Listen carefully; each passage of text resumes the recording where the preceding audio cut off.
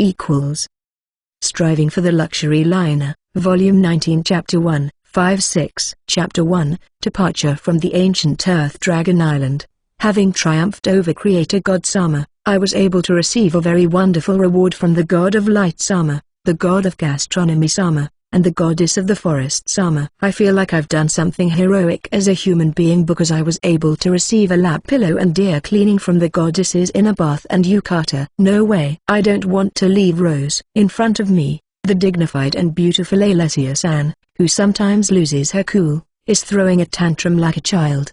Creator God Sama's tantrum was unpleasant to watch, but Alessia-san's tantrum is perfectly fine. I could watch it forever. Alessia, if you go on like this, we'll never be able to leave. You should return her. Dorothea-san tries to warn Alessia-san, but she just shakes her head from side to side reluctantly. She doesn't want to let go of the kobold child in her arms. This is like the story of the child who picked up a stray puppy and the mother who told the child to take it back. In a way, telling someone to take their puppy back is a cruel thing to do, but that doesn't mean it's easy for parents to keep a dog. On Earth, there are facilities that look for owners or take in abandoned animals, but that's not the case here. Well, that's not the problem this time. What's wrong with that? Dorothea is always with Benny-chan. That's not fair. And it's not just me. Alessia-san complains about the injustice as she looks around. Well, it's not just Alessia-san. I'm also sad to say goodbye to the savior with Rimu,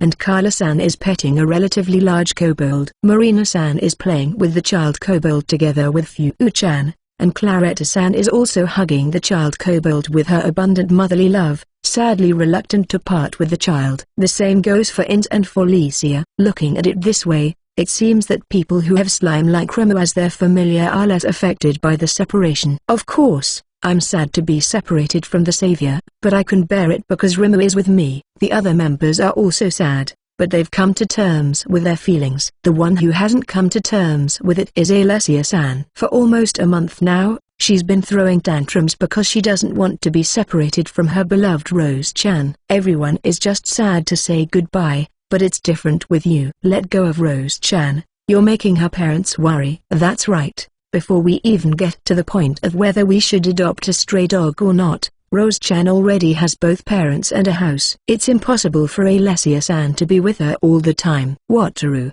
can't you do something? Wow. The sparks are flying. I would like to grant Alessia-san's tearful request, but in this case, it's a little difficult. Alessia, we've already come to the conclusion that it's impossible to make the kobolds move, right? Besides, it's impossible because we can't use this place as a base. I understand the charm of the kobolds, so I asked the ancient earth dragon to move at least a few families. Since I'm taking the fairies with me, it should be okay to take the kobolds with me as well. Of course, I promised them a good welcome. But after hearing the story of the ancient earth dragon, I gave up on that idea. The reason why the kobolds on this island are so pure and cute is because the ancient earth dragon has protected them with a barrier. If they go outside, there is a possibility that they will be affected by the environment and turn into monsters. After hearing that, there was no way I could take them with me. I have a feeling that it might work if they stay inside the ship summoning barrier, but because of the summoning limit, I can't summon ships all the time. It would also be difficult for us to move around. There's the Dark Elf Island and the new city we're building. It would be irresponsible to leave the castle as it is. So it's impossible. I'm sure Alessia-san understands that, but I think it's not just a matter of logic that makes it hard for her to part with them. She was head over heels in love with Rose-chan, so much so that the word dating would fit perfectly.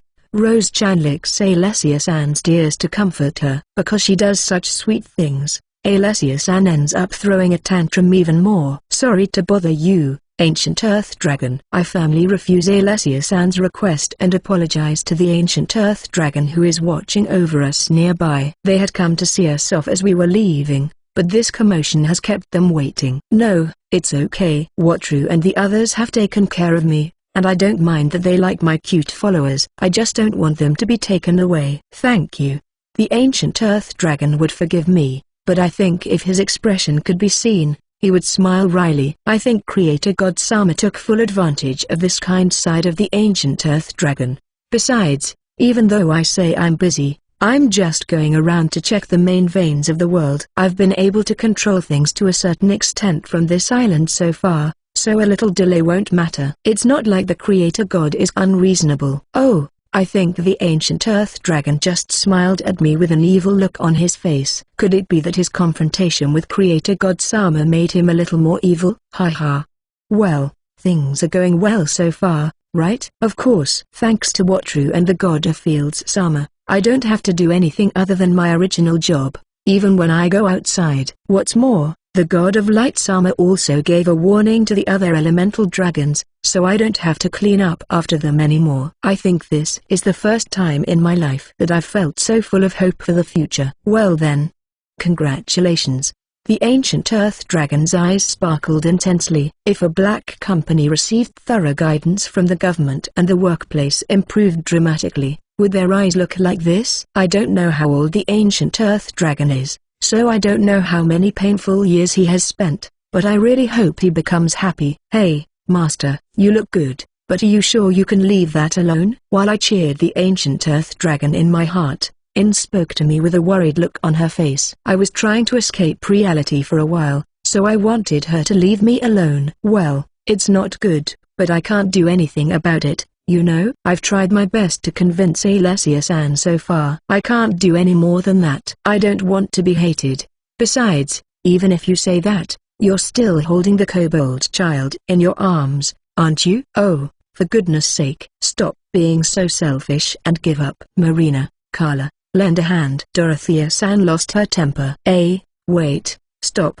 Oh, she's merciless. Carla-san held Alessia-san's body. Marina-san quickly took Rose-chan, and Dorothea-san knocked Alessia-san out with a fist to the solar plexus. I shouldn't say this, but it's easy when your opponents are evenly matched. It's especially easy when you can settle things quickly by attacking in groups. Well then, everyone. Thank you for your help for such a long time. Wataru, please prepare to leave. Understood. Ship summoning. I couldn't help but use polite language when talking to Dorothea-san. Dorothea-san is the type who shows no mercy when she gets angry. I said goodbye to the savior and the kobolds, who had all become friends with Rimmer and the others, and then bowed to the ancient earth dragon before boarding the Lotto I had summoned. Then we set sail. I declared with much enthusiasm for our new journey and solemnly started the Lotto, but Alessia-san was unconscious, and the other members' enthusiasm for saying goodbye to the kobolds had waned, so the departure was a bit lackluster. Aside from the ancient earth dragon,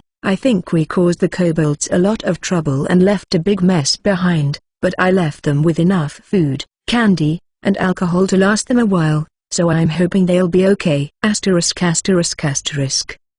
We set sail on the chateau, but the lady's spirits still haven't recovered. I'm also feeling a little down, and I can't stop petting Rimmer, so I want to do something to change my mood. Something fun. Oh, that reminds me, I haven't received my reward from the creator god Sama yet for helping the ancient earth dragon get back into society. I take a quick look at the ladies, but it looks like they won't be recovering anytime soon. I might as well check on them now. I hurried to the church and pray earnestly in front of the statue of creator god Sama. Watru-kun really has thick skin, huh? I don't understand how you can pray normally after doing all those things to me. When I was invited to the divine realm, creator god Sama was in a very bad mood. Come to think of it, not long ago, I had an argument with creator god Sama. I'd completely forgotten about it after I said goodbye to the kobolds. Well, it's an honor to meet you, creator god Sama. Asking him how he is would be a suicide mission. That's right. It's rare to have the good fortune to meet the creator god. What do you want, Wataru-kun, who betrayed the creator god who was so kind to you? I'm very busy right now. This is because of someone else. Oh, number. The sarcasm doesn't stop. If the contract with the world didn't have a clause that said he couldn't do anything about it, I think there's a good chance I would have been hit by divine punishment. What? Do I have to ask this grumpy creator god Sama for a reward? When I looked at creator god Sama, he was still mumbling to himself. He was saying things like, how could they just go off and have fun on a vacation and leave me behind? That's not normal, is it? He also didn't seem to like the fact that the god of light Shama had gone to the chateau by herself the other day. That was just to come and pay me my reward. But I guess there's no point in telling him that. Creator god Sama, Your hands have stopped. Oh, what Trusan, you're here. The god of light Sama, who was sparkling and shining, appeared. Yes. When you compare Creator God Sama, who is in a very bad mood, with God of Light, who is in a very good mood, you can't help but believe the rumor that God of Light is somehow sucking something out of Creator God Sama. But, God of Light Sama, you've come at a good time. Since God of Light Sama was the when I negotiated the reward, my legitimacy is guaranteed. No matter how grumpy he is, it's not like I won't get my reward. I can ask him with peace of mind. Well, Creator God Sama, I'd like to ask you for the reward for my work regarding the ancient Earth Dragon. No way. I can ask with peace of mind, but it seems I have to convince him. That's the way Creator God Sama is, and it's very annoying. If you like my translations, please support me on Ko-fi and subscribe my Patreon to read several chapters ahead. Striving for the Luxury Liner, Volume 19 Chapter 2. 6-6. Chapter 2. When you put it that way, the reluctant Alessia-san was knocked out, and we set sail from the island, watched over by the ancient Earth Dragons. After transferring to the chateau, I went to Creator God Sama to talk about the reward and to cheer up the depressed Alessia-san and the others, but Creator God Sama, who was in a very bad mood, refused. To be honest, I don't understand. Creator God Sama. Even if you refuse, I have done my work properly, so I can't accept not receiving my reward. Work requires compensation. If there is no compensation, it's not work, it's volunteering. First of all, you're fundamentally wrong, Wataru-kun. What am I wrong about? I have no idea. I worked hard. Phew. Listen, Wataru-kun. For example, if you were asked to go to the store to do some shopping and then came back without paying and stole the items you wanted, would that count as a successful shopping trip? Of course not. If things go badly, the person who asked you to do the errand could be suspected of suggesting a robbery. Apart from that, I'm a little annoyed at Creator God Sama for trying to create the atmosphere of explaining things to a stupid child in a kind and patient way. This is what I mean. What do you mean? I didn't do anything wrong. Did I? What does it have to do with me? You did. You destroyed my happy everyday life as a creator god. How dare you say that you achieved results by causing your employer to suffer a loss?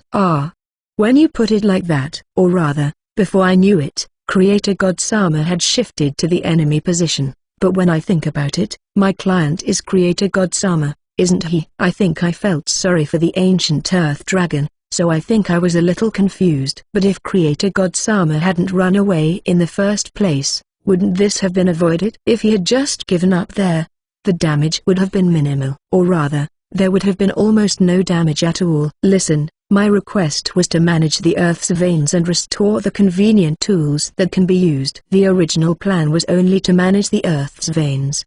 The ancient Earth Dragon can't be used conveniently, and on top of that, the nagging god of fields is following me around. 50 points, or rather, -5 points because of the god of fields. How can you say you got such a result? Well, leaving aside the fact that the negative points of the god of fields Sama are unbelievably large and that Creator God Sama is kind of a jerk.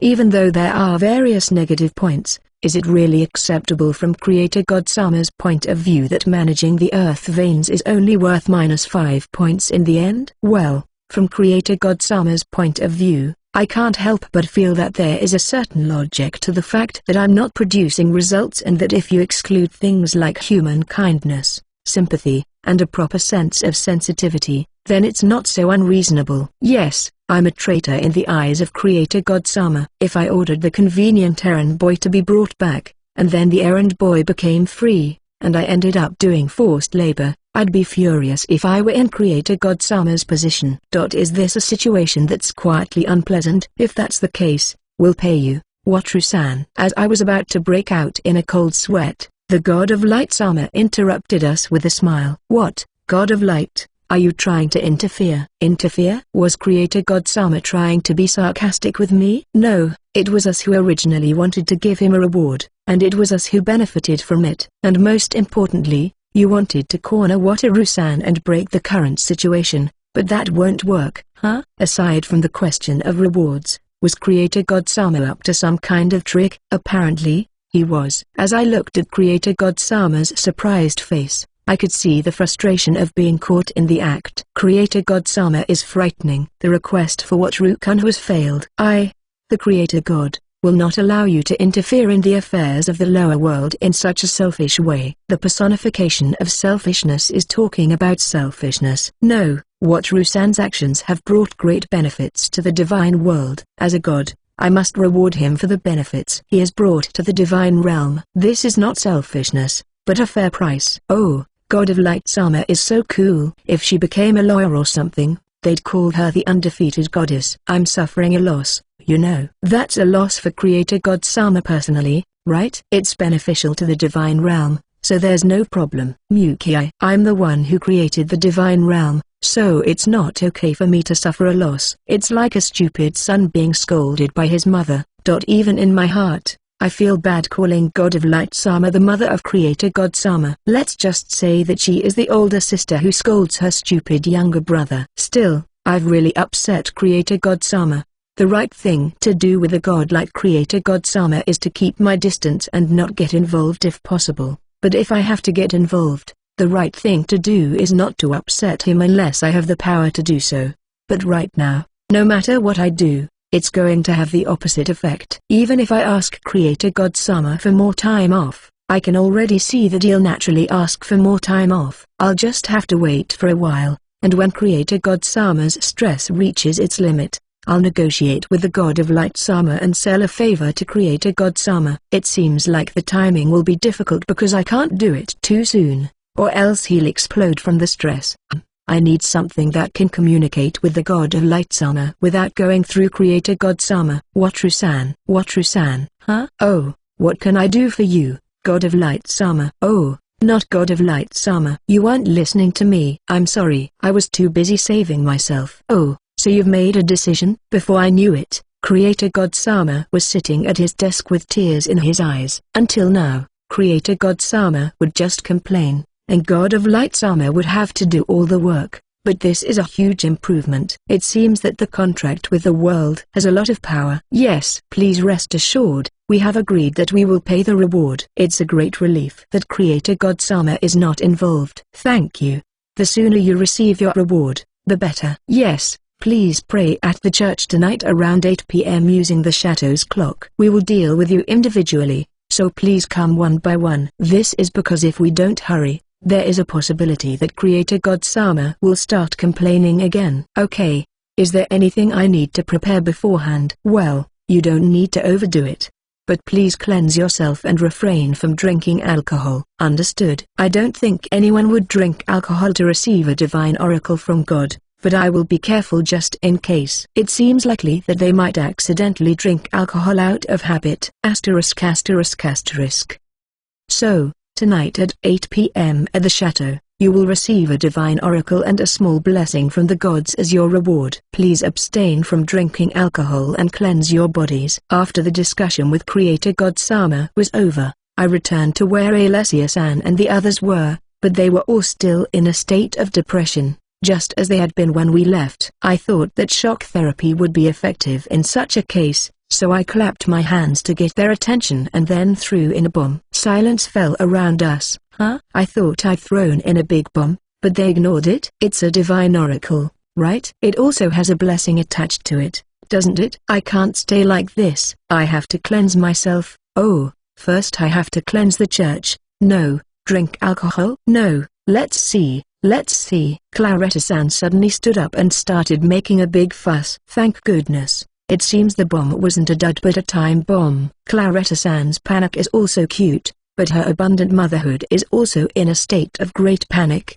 and it's a great sight to see. Alessia-san and the others are also panicking, having been caught up in Claretta-san's commotion. It's a huge mess, but it's still a lot better than being depressed. Hey, Master, can we have some too? Oh yes, you can. We're slaves. But is it okay for us to get blessings from the gods? When Ins asks her question, Felicia asks her own, looking worried. To be honest, I don't think the gods care about things like slaves.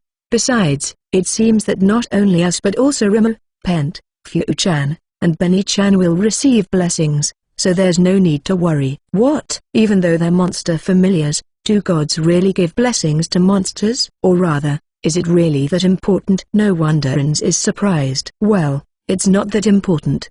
But it seems to have a considerable effect. From the outside, it's just the re-entry of a reclusive ancient earth dragon into society. But in the divine realm, it's not that simple. So, after setting a time to pray with the god of light Sama, a commotion broke out. The gods gathered to decide who would give the blessing, and since it was the first time in a long time that they had a chance to interfere with the lower world, and also because it offered the greatest pleasure to tease creator god Sama and make his life difficult, almost all of the gods involved wanted to give the blessing. However, according to the rules of the gods, they cannot interfere too much with the lower world, even if it is a reward. Since they couldn't give a blessing, they would give something much like a blessing, and the gods said that was too little of a reward. So in the middle of all this, the god of entertainment Sama suggested that they give something like a blessing to the followers of me and the others, and it was passed. However, this was only an increase of 4 blessing slots, and it was a drop in the bucket compared to the number of gods who were involved in the plan to make life difficult for creator god Sama. In the end, while I was in the divine realm, it was not decided who would give the blessing, and I returned to the chateau as time was running out. In other words, I don't know which gods will bless who. It's easy for Felicia, Claretta-san, and Carla-san to understand because they have gods related to them, but I can't even imagine a god who would give blessings to Rimu. Oh, I'm starting to feel uncomfortable as well. Wataru, what should I wear to pray? Huh? No, I didn't ask that, so I don't know. But I think as long as you're decent enough, it's okay. It would be a little weird if you wore a t-shirt and shorts, but as long as you wore something you could go to a slightly fancy restaurant in, I don't think the gods would complain. That's not going to work, Claretta. Apparently, it's not going to work. Claretta's gone to clean the church. Let's go after her. Alessia-san and Dorothea-san go after her, and Marina-san and Ilma-san go after them too. I can't help but think they're being a bit hasty, but I'm glad they're feeling better. Carla-san, is something wrong? I turned around when I felt someone tugging on my sleeve, and it was Carla-san. It seems that she didn't follow the other members. Also, for some reason, she had Rimu on her head and Fu-chan and Benny-chan on her shoulders. Can I eat now? Oh, so you want to eat now? I'm a little hungry myself, so I'll have some tea with you. I wonder if it's some kind of blessing from God, but I wonder what will happen. If you like my translations, please support me on Ko-fi and subscribe my Patreon to read several chapters ahead. Striving for the Luxury Liner, Volume 19 Chapter 3, 1/10. Chapter 3, Wataru's Reward. When I asked Creator God Sama about getting my reward, things got a little awkward. I had trouble understanding Creator God Sama's point of view, but God of Light Sama came to my rescue. There was a little argument between Creator God Sama and the God of Light Sama, but in the end, I got my reward from the other gods instead of Creator God Sama. That's not bad in itself, but it's not very enlightening. If I were a god, I'd fail. We'd also put more effort into our appearance than usual, but the members of Girasol, seen from a distance, were going in the wrong direction. All in white. No accessories or other small things, just white that covers all their skin. They look like priestesses, and they probably chose their clothes following Claretta-san's advice, but they give off an atmosphere that makes you hesitate to call out to them. Hey, Master, what about us? I think we're dressed properly, but we're wearing color, right? Yes, Ins is right, they are wearing colorful clothes. I decided to wear something plain, but I didn't expect the Girasol to be so all white. Well, it's not a problem. They didn't say anything about the clothes, and come to think of it, I've met the gods many times in my everyday clothes. It's not like this is the first time. I remember meeting Creator God Sama in a carefree t-shirt. I think that's only allowed because you're in a special position, right, Felicia? Even though I am in a special position, I'm just the messenger of Creator God Sama. I won't say it because it's pointless. Well, as long as you pay your respects properly, I don't think the gods will mind. As long as you don't wear anything too weird. The gods are great and forgiving beings. Except for Creator God Sama. To be honest, I've asked the goddesses to clean my ears while I'm on their laps, and I've asked the God of Light Sama to wear a micro bikini. If my clothes were a problem when I prayed, I'd probably be dead from divine punishment. That is true. The goddess of the forest Sama is a benevolent deity who cares about us dark elves and even takes the time to write to us. If we offer our beliefs wholeheartedly, She will surely understand. It seems that Felicia is convinced that the gods are great. Should I go talk to them now? I look at the white group at the end of my line of sight. This is bad. Claretta-san's nervousness is off the charts. She was wandering around in a panic and suddenly started polishing the church. Alessia-san and the others don't seem to have any time to spare either, and the only one who seems calm is Carla-san. Carla-san is relaxed, but she's actually quite a big deal. She's very particular about honorifics, though. Sorry to keep you waiting. It's almost time, so shall we go inside? It's still about 10 minutes before our appointment, but it can't hurt to be early. I lead the rest of the still nervous group into the church. All that's left to do is pray when the time comes. Oh, I forgot. We're going to pray one by one. But how do we decide who goes first? Everyone is getting nervous, so it would probably be smoother if we decided on a rule now. You should have told us this before. Claretta, is there a rule about who prays first? I'm sorry, I forgot. Or rather, I don't think I had time to tell anyone but Carla-san. Everyone was getting nervous. I don't know. At church, we had a set position for group prayers, but for individual prayers, everyone did their own thing. What about you, Watru-san? Even if you ask me, I only pray at memorial services, so I have no idea. I don't know either, but should I pray first? In this case, I'm in charge, so if we think about the order, it would be either first or last. Everyone is in a panic, and I think they would feel more comfortable if I, who used to pray to God, took the lead. Can I ask you to do it? Alessia-san asks me, looking like she's been saved. I'm quietly happy to be able to act like a reliable man for a change. Okay. Then, we'll pray in the order of Rimo, Pent, Ins and Felicia, so please decide after that, Alessia-san and the others. Oh, that's right, we have to think about the order of Fu-chan and Benny-chan as well as ourselves. That's right. For now, please think about it while you watch us. We understand. Alessia-san's face twitches slightly. I thought we'd have plenty of time if we met 10 minutes early, but maybe we should have met even earlier. The time has come. So I kneel down in front of the god statue, ignoring Alessia-san and the others who are making a fuss. I can tell that even though they can't see it, their eyes are focused on my back. I don't think there's any need to be so impatient, but I guess there's no choice since we're dealing with gods. If I ever got the chance to meet Japan's Prime Minister or Emperor, I'm sure I'd be more nervous than these girls, even on the phone. Hey, Wataru-kun. How are you? I'm so busy and suffering every day. I don't understand how offering prayers always connects to the Creator God Sama. I thought I wouldn't get any reward from Creator God Sama, right? And on top of that, he's sarcastic from the beginning. There he is. Hey, God of Light, I'm busy right now. Oh, it's already night. Oh, this. I can hear what sounds like a family argument breaking out at a friend's house over the phone. But it's coming through the oracle. It seems that the other gods are trying to punish Creator God Sama for interrupting the oracle. What is an oracle? Excuse me. Now I will give you your reward. I hear the voice of God of Light Sama. She is trying to restore her dignity somehow, and it is touching. Thank you. Oh, it may be rude of me to ask this, but is it possible to receive the power to contact the God of Light Sama without going through the Creator God Sama? I'm sorry, it would be nice if I could do that too. But if it's the power to contact the gods, that would be going beyond the limits. Not good, huh? But when I think about it, it's only natural. If I could contact the gods directly, it would be a power on a level that could seek supremacy in the world of religion. When I think about it like that, my position of being called to the divine realm is also extraordinary. Even though I'm just a messenger, if I could contact them through the oracle, that would be good. But considering the interruption from Creator God Sama earlier, I don't think it's possible. No, I'm sorry for asking so much. If that's the case, I'll have to shorten the intervals between my prayers and check on Creator God Sama's mood.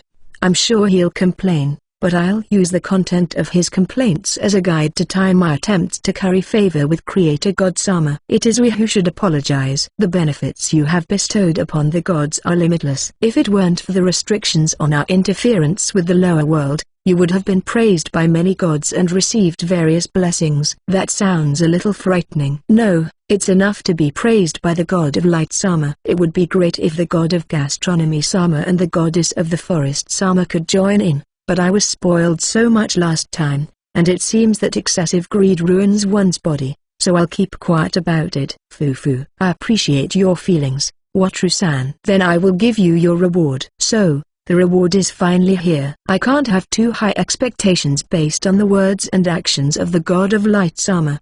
But I'm glad that it's a power that will be useful. It is finished. It seems to be finished. I can't feel anything else. But what kind of reward did I get? The reward for you, Wataru-san, has been decided by the God of Gastronomy. Please check your status later. I was wondering if this was okay. But since you seemed happy, I think you will be satisfied. Now, I will close the oracle. Thank you very much. Phew. I stand up after thanking her. What kind of reward did I get? Wataru, how was it? Alessia-san and the others ask me with serious expressions. I want to check the reward, but I'd better explain first. I heard the voice of God and had a little chat. There's nothing difficult about it, so as long as you pay your respects to God and are polite, you'll be fine. Well, in my case, it started with Creator God-sama complaining. But I'm sure Creator God-sama won't bother the other members. Perhaps reassured by my words, the expressions of Alessia-san and the others relax a bit. I will take the opportunity to open my status and check my rewards. What? God of Light-sama said it was the idea of God of Gastronomy-sama. I can't help but feel like I got off easy. But to be honest, it's perfect. Tickets to take a bath with the God of Light. Wearing a micro-bikini, X5 tickets to take a bath with the God of Gastronomy, wearing a micro-bikini, X5 tickets to take a bath with the Goddess of the Forest, wearing a micro-bikini, X5. The rewards are a bit like the shoulder massage tickets, but taking a bath with those three goddesses is just too good to be true. And it's 15 times in total. This is bad. This is bad. What am I going to do? It's a shame. But could I take a bath with all three goddesses and wash each other? My dreams are expanding. Wataru, huh? Oh, Alessia, is something wrong? You have a terrible face. Is something wrong? Did you get such a big reward? Oh no, it seems my delusions were showing on my face. No, as I said before, it's not possible to receive such a great reward according to God's rules. However, God's voice was kind and beautiful, so I was reminded of it a little. I can't tell the truth. So I make up a story. Well, it's not a lie because there's no doubt that the voice of God of Light-sama is kind and beautiful. What kind of words have you received? Oops, I thought I'd covered it up. But Claretta-san took a bite out of it. Her eyes sparkled too much, and it was a little scary. Please don't become a fanatic. This is a secret. Since you're receiving a word from God, it's better not to have any unnecessary preconceptions. First of all, I don't think I can explain the voice well. In Japan, it might be compared to the voices of celebrities or something, but in this world, it's impossible. I see, Wataru is right. The words of God. Claretta-san has begun to become ecstatic. I really hope she doesn't become a fanatic. The only thing her rich motherhood has packed is her faith in God, and that's a loss for the world.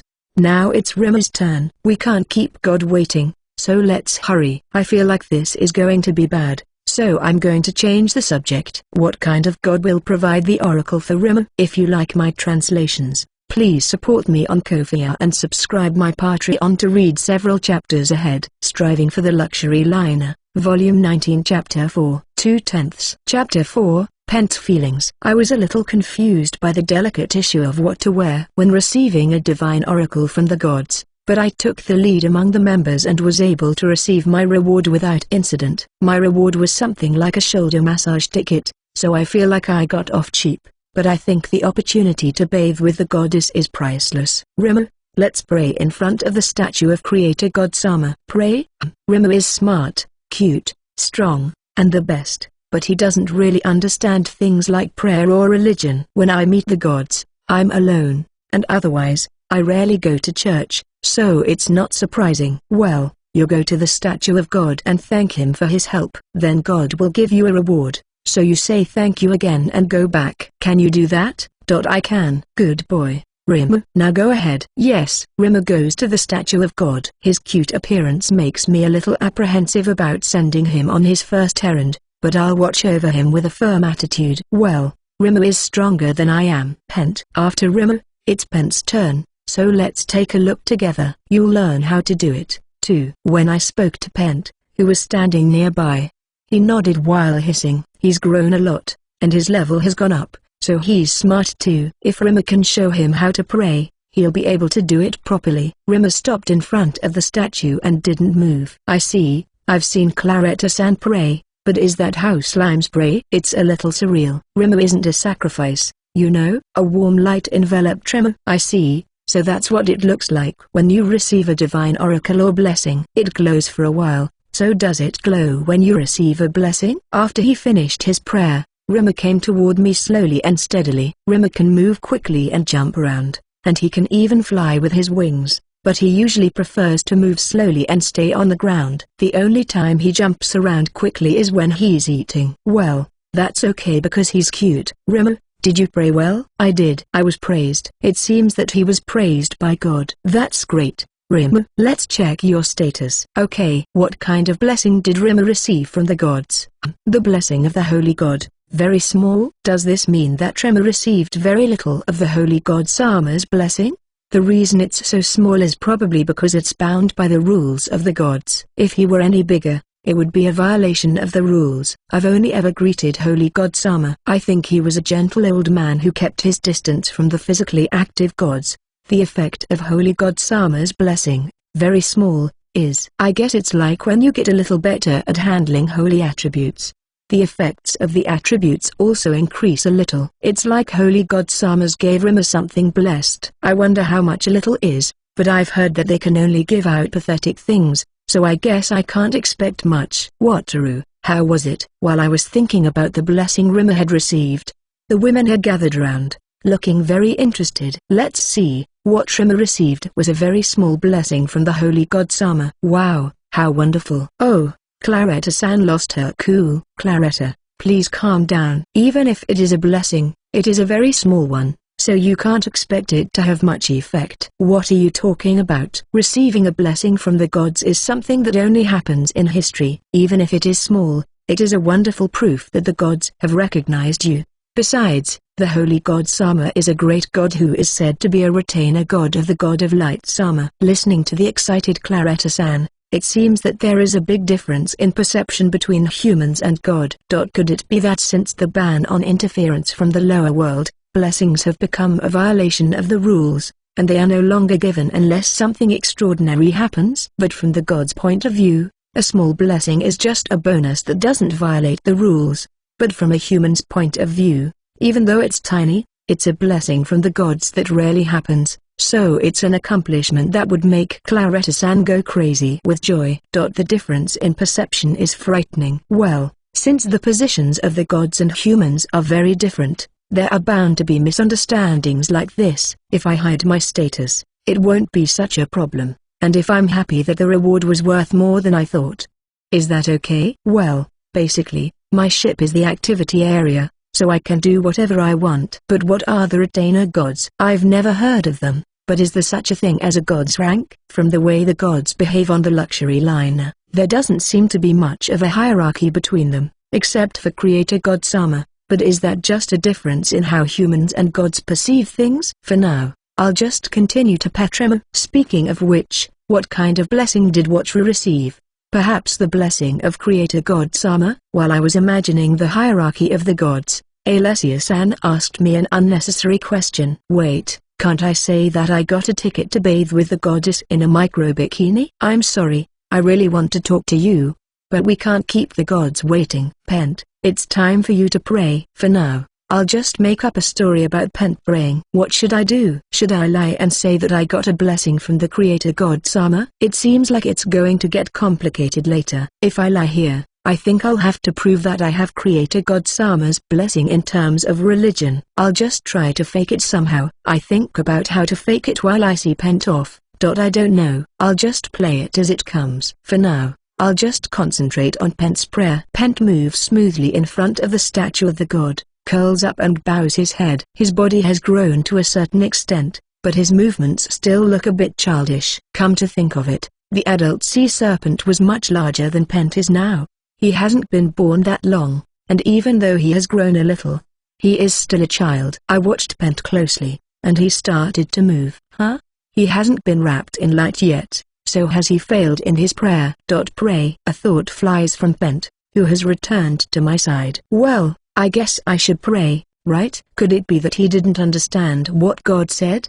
Yes, I don't really understand, but it seems like I should pray. I go to the statue of God and pray. It has been a long time since I beat up the Creator God. I'm grateful to you, Wataru. As I prayed, the voice of Sea God Sama echoed in my mind. It seems that the god who rewards Pent is the Sea God Sama. Is it because of the connection with the sea? Sea God Sama, it's been a long time. Was there something wrong with Pent's prayer? Maybe it was too soon for Pent to deal with the gods. If it offended them, it would be my role as Pent's master to apologize. I'm afraid. No, the little one made no mistakes. He just asked for a rather difficult favor. The words of Sea God Sama, who seemed troubled but also somewhat amused, reached my mind. Well, I'm not really sure, but Pent made a request to the Sea God Sama. We were just supposed to get a reward from the god. Is that a bit inappropriate? It's not good to make requests to the gods. Well, I make all kinds of shameless requests. But hey, has Pent become like me? He asked for a cute favor with all his might. It seems that the little one is sad that his time with you people is decreasing as he gets bigger. He asked to make himself smaller, but giving him that much ability would be beyond the limit. Not good. I'm going to cry. I thought I was being considerate because he's gotten bigger and he's not good on land, but it seems I've made him feel lonely. I'm mostly disqualified. I am sorry, Sea God Sama. If it's possible, I'd like to grant Pent's wish. I can't let Sea God Sama break the rules, but the fact that I was called here means that there must be a way. Maybe I should give up my reward and give Pent the reward for two people. If that's the case, I can't help but give it up with a heavy heart. I'll probably cry my eyes out, but when I think about how lonely Pent must feel, I can bear it. I'd like to keep at least one ticket each, but I can bear it. I'll definitely cry, though. I can see how you feel, but there is a way. Please ignore this desperation. I beg you. First, let Anne-Marie go home to the Queen. They both work hard, but mother and daughter should see each other from time to time. I think the conversation suddenly took a turn. But, well, there is no reason to oppose little Princess Anne-Marie's return home. I understand. So, what are you going to do to help the Mermaid Kingdom? Sea God Sama, what about Pent? That's completely off topic, isn't it? I know he's a caring god, but I want him to think about Pent right now. Well, don't be impatient. There are sacred treasures in the Mermaid Kingdom that I gave them. There are other sacred treasures besides the Sea God Sama's sacred treasure and the sacred treasure of the ring that transforms into a mermaid. Originally, these were sacred treasures used to shrink the friends of large mermaids, such as whales and dolphins, so there are a reasonable number of them. If they can be of use to the Mermaid Kingdom, I will allow them to be given to you. When the Sea God Sama was still able to interfere with the lower world, I can easily imagine a scene where the mermaids would ask to invite their friends to their homes, and the Sea God Sama would readily give them the sacred treasure. Well, if it means that Pent won't be lonely, then I will be grateful and thankful. Thank you, Sea God Sama. When I get back, I'll pick up Princess Anne-Marie and go to the Mermaid Kingdom. I'm also curious to see what happened to the Mermaid Kingdom, and that sounds like fun. Oh, I'll give him a reward, so let the little one pray again. What? Isn't the reward to get the sacred treasure? That was just advice. Don't worry, I won't be stingy with the reward. I don't know, but I feel like it's a bit presumptuous to think like that when receiving a reward. But I think the Sea God Sama needs to be a bit stricter. Thank you. I won't say it, though. Pent also prayed again and successfully received Sea God Sama's blessing. Very small. I also found out how to make his body smaller, so this was a great opportunity for Pent. If you like my translations, please support me on Ko-fi and subscribe my Patreon to read several chapters ahead. Striving for the Luxury Liner, Volume 19 Chapter 5 3/10. Chapter 5. Soaring in popularity in certain parts. After completing the mission, we receive a divine oracle and a reward from the gods. I thought it would be easy, but there were more twists and turns than I expected, such as the differences in perception between the gods and humans, Pent's hidden feelings, and the scene where the Sea God Sama reacts to it. I hope the rest of the rewards end peacefully. Now that Tremor and Pent are done, Ins is next, and then Felicia. Right? Got it. I'll go pray then. I wonder if there's a god of gambling Sama?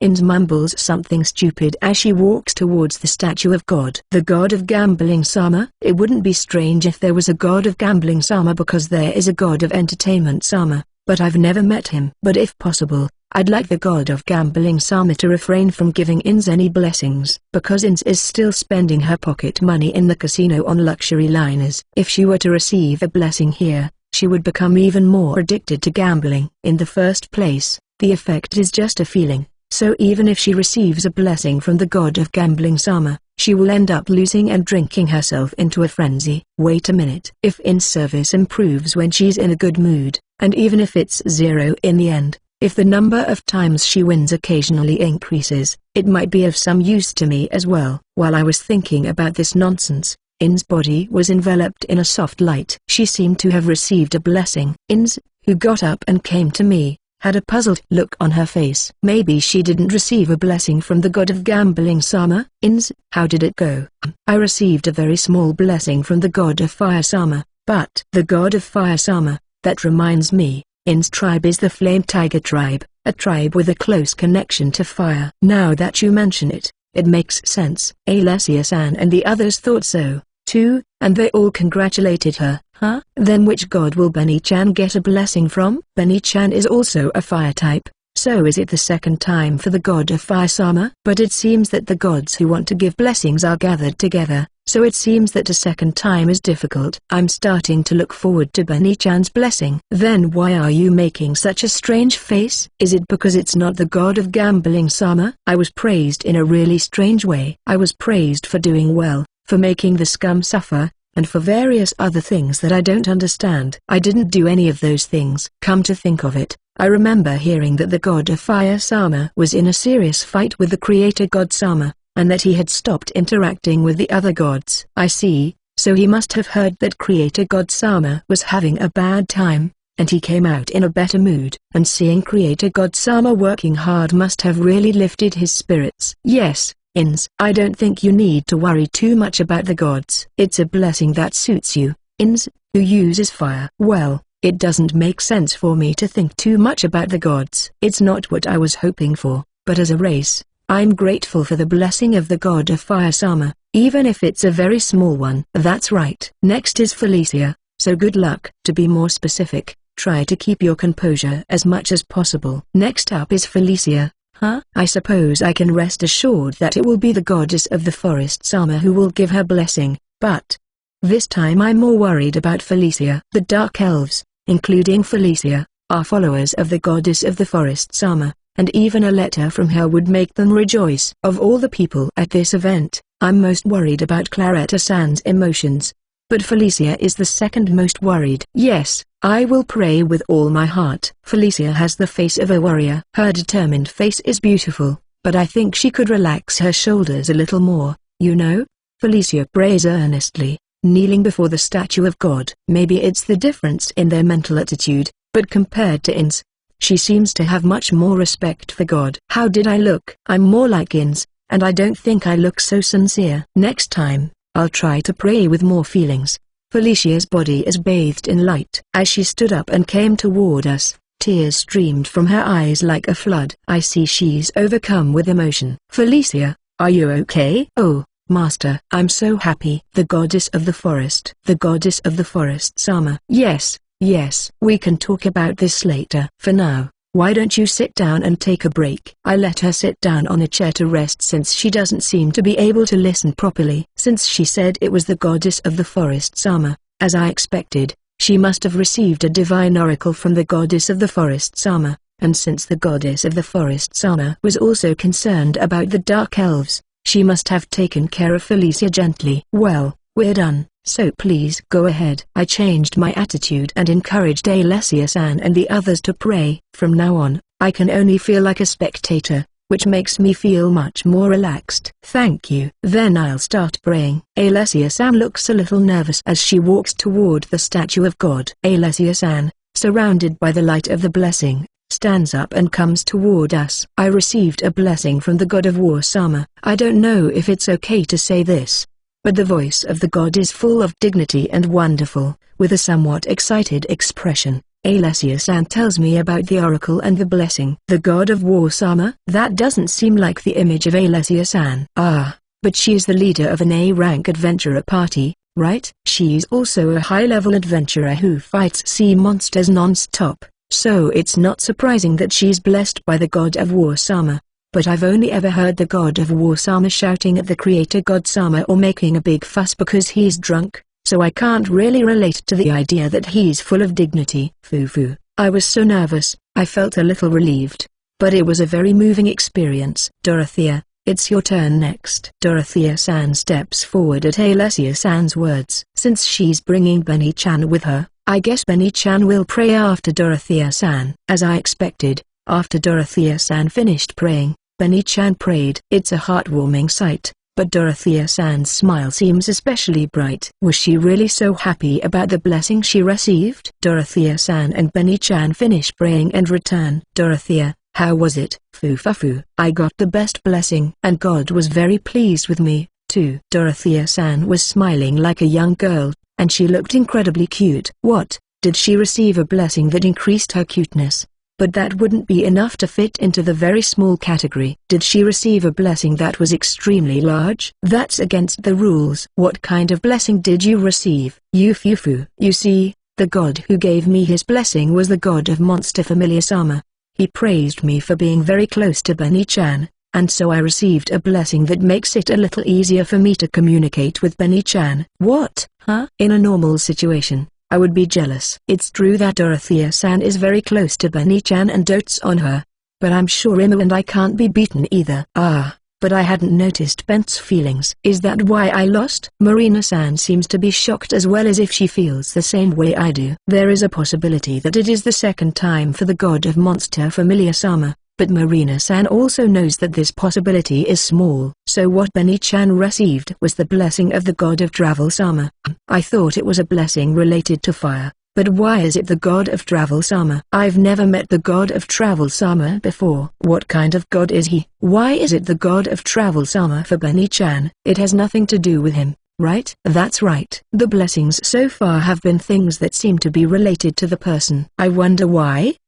Wataru, have you forgotten why Benny-chan made a contract with me? Dorothea-san asks me. Why? Well, we met Benny-chan at a volcano. I remember being surprised that he was a volcanic slime. And, Benny-chan wanted to see the outside world. I see, that's why it's the god of travel Sama. I thought it was definitely related to fire, but it seems that blessings can also be given in other ways. If it's about understanding Benny-chan's feelings, then I guess Benny-chan still wants to see many different places. That's right. Benny-chan is very happy. Even after traveling by ship to another continent and adventuring through deserts and islands where dragons live, it seems that Benny-chan's love of traveling is something special. Next is me. Marina-san goes with Fu-chan to the statue of God. What will happen here? If the god of monster familiar Sama reappears here, it'll be a bit like the bond between me, Remo, and Pent being defeated by the bath ticket. Well, the bath ticket is the best thing ever, but if you think about it in terms of public opinion. While I was writhing in despair, Marina-san and Fu-chan returned. I received a blessing from the god of the bow Sama. Fu-chan is a blessing from the god of wind Sama. He apologized to me, saying that I have talent with the bow and that I should continue to do my best, and that he was sorry that it wasn't the god of monster familiar Sama. I am sorry for what I did. I am able to receive a blessing, but I foolishly made the god of bow Sama apologize to me. From now on, I swear to do my best to please the god of the bow Sama. Marina-san suddenly spoke a long sentence. That alone was a bit surprising, but as a blessing, it's perfect. Marina-san is a scout and uses a bow. Fu-chan also has a blessing from a god that matches her attributes. But she made the god of bow Sama apologize? I've already met the god of the bow Sama. He's a quiet type of god, and he seems to get along well with god of war Sama and the others. But I think he was a god who liked to relax and drink in a somewhat distant place. Maybe it got a little awkward because of the sudden rise in popularity of the god of monster familiar Sama among the slime group. However, it seems that Marina-san was impressed by god of the bow Sama's generous heart, so let's just call it a result that turned out okay. Next time I invite the gods to the luxury liner, I'll make sure to treat God of the bow Sama as well as I can. I feel kind of bad about that. If you like my translations, please support me on Ko-fi and subscribe my Patreon to read several chapters ahead. Striving for the Luxury Liner, Volume 19 Chapter 6, 4/10. Chapter 6, God of Light Sama. Nice. The oracle and the blessings of the gods are passed on. The remaining 3 members are Ilma-san, Carla-san, and Claretta-san. There were some problems with the rewards for the previous members, but everyone was satisfied. I hope the remaining 3 will finish safely as well. Well, it's my turn next. Ilma-san heads towards the statue of God. I wonder which god will bless Ilma-san. I'd be happy if it was a god with an enchanting charm or maybe a lecherous type of god. But even though I've talked about beauty-related gods and goddesses in connection with beauty treatments, I've never met a god with a bewitching charm that would suit Ilma-san. Lust. It's a word that seems to be classified as evil rather than good, so perhaps there are no gods like that. Ilma-san was enveloped in a light of blessing. Ilma-san stood up and walked toward us. I wondered what it was, but she was smiling with an innocent smile, different from her usual enchanting smile. I like the glamorous Ilma-san, but the innocence that peeks out from her overflowing charm is also good. How was it? Yufufu. I received a blessing from the god of magic Sama. He also praised my approach to research. Is that it? I didn't expect the god of magic Sama to appear here. It's a blessing related to research, not beauty. That's not good. Ilma-san is more of a mad scientist than a researcher. What's the point of a god encouraging that? Even now, I have to work hard. She mumbles about how effective the blessing is. She'll use God's blessing as research material. If Ilma-san starts experimenting on people, I'll ban her. I'll ask Alessia-san and the others to keep an eye on Ilma-san to make sure she doesn't go too far. Next is Carla. Good luck. Yes, Alessia-san encouraged Carla-san, and Carla-san approached the statue of God and bowed her knees. There had been unexpected things so far, but in Carla-san's case, there shouldn't be a problem. I received the blessing of the god of gastronomy Sama. She also said that she had left some delicious food with Wataru, and that I should eat it. As I expected, it was a blessing from the god of gastronomy Sama, but in the end, some dangerous information was dropped. It's true that I have a lot of food that the god of gastronomy Sama made for me. Sometimes, I secretly give some of it to the women. The reason I didn't tell anyone was not because I wanted to keep it a secret, but because I was afraid that if I told them that it was God's home cooking, after all the fuss that had been made over the letter from God, it might cause a commotion that would make the world scream in agony. Oh no, now they've found out that I'm not only receiving divine messages but also exchanging things with the gods. I don't think the god of gastronomy Sama would leak information carelessly, so maybe this is a sign that I can reveal a little more information about the gods. Using this time of blessing and divine message as an opportunity, the only information I can reveal is the complaints I have about Creator God Sama, but that's too much to reveal. Well, let's just agree that it's okay to be a little more relaxed about it. Carla, what's wrong? I say to Carla-san, who is tugging at my sleeve. I want to eat the food of the god of gastronomy Sama. The other members are stunned to learn that I'm receiving food from the god of gastronomy Sama, but Carla-san is acting as usual. Well, when the last Claretta has received the blessing, shall we all celebrate together? At that time, I will serve the food I received from the god of gastronomy Sama. Well, we have all eaten it a few times, but it will be the first time we will enjoy the god of gastronomy Sama's cuisine openly, which he also studied at the Shatter restaurant, so I think they will enjoy it. Yes, I'm looking forward to it. Carla-san is beautiful, but she's also sweet. I want to feed her more. Well, it's impossible because she eats everything I give her. If she could at least refrain from snacking between meals, I could feed her with peace of mind. Next is me, right? While I was talking to Carla-san, Claretta-san started walking with a stiff expression and a lot of energy. It seems like her nervousness is at its maximum as her hands and feet are sticking out from the same side at the same time. Unlike me, who has little faith, and the other women, who have faith but it's not their main job, Claretta-san, who is a priestess and serves God, must not be able to remain calm as she is about to receive a divine oracle. She began to pray on her knees with a clumsy movement, but as she is used to praying, her appearance is very good. She's taking a longer time to pray than the other members. I guess the god of light Sama will give her blessing to Claretta-san, but did something happen? Oh, Claretta-san is now surrounded by the light of the blessing. Claretta-san gets up and walks towards us, and then, she's running? Is she running right at me? Wataru, thank you. Before I knew what was happening, Claretta-san came running over and hugged me and thanked me. I don't know why, but I feel like I should be the one to thank her. She's so soft. I concentrate all my senses on her chest and enjoy the rich, motherly feeling of Claretta-san's touch to the fullest. I won't waste this happiness. Claretta, what's wrong all of a sudden? Claretta? Calm down for now. Alessia-san pulled Claretta-san away. If I could see some jealousy in Alessia-san's expression, it would lift my spirits. But all I can see on Alessia-san's face is concern for Claretta-san. Sniff. So, Claretta, what happened? Will you listen to me, Alessia? You see, I received a divine oracle from the god of light Sama, and she praised my attitude towards my faith. That alone made me feel like I was going to float up to the heavens, but it wasn't just that. Cooperating with Wataru is no different than having faith in God. Claretta, calm down. Let's stop for a moment. Alessia-san stops Claretta-san, who is talking at a furious pace. Wow, Claretta-san. I didn't know you could talk so fast. Even the announcer would be in a state of shock at this speed. When we listened to Claretta-san after she calmed down, it turned out that she was talking about her passionate belief in the god of light Sama. At first, she seemed to be praised for her faith in a normal way, and the development that followed was very gratifying to me. She said that the god of light Sama was very grateful to me for the important role I had played for both the divine realm and the human world. She also thanked Girasol for helping me to fulfill this role. She said that she wanted them to continue to lend me their strength in the future. While Claretta-san was talking, she got excited again and started talking all over the place. So it's not certain, but it was something like that, and she was so moved by the fact that she was able to help the divine realm and the world that she ended up hugging me and thanking me. I only helped the divine realm and the world by catching Creator God Sama and forcing him to make a contract with the world.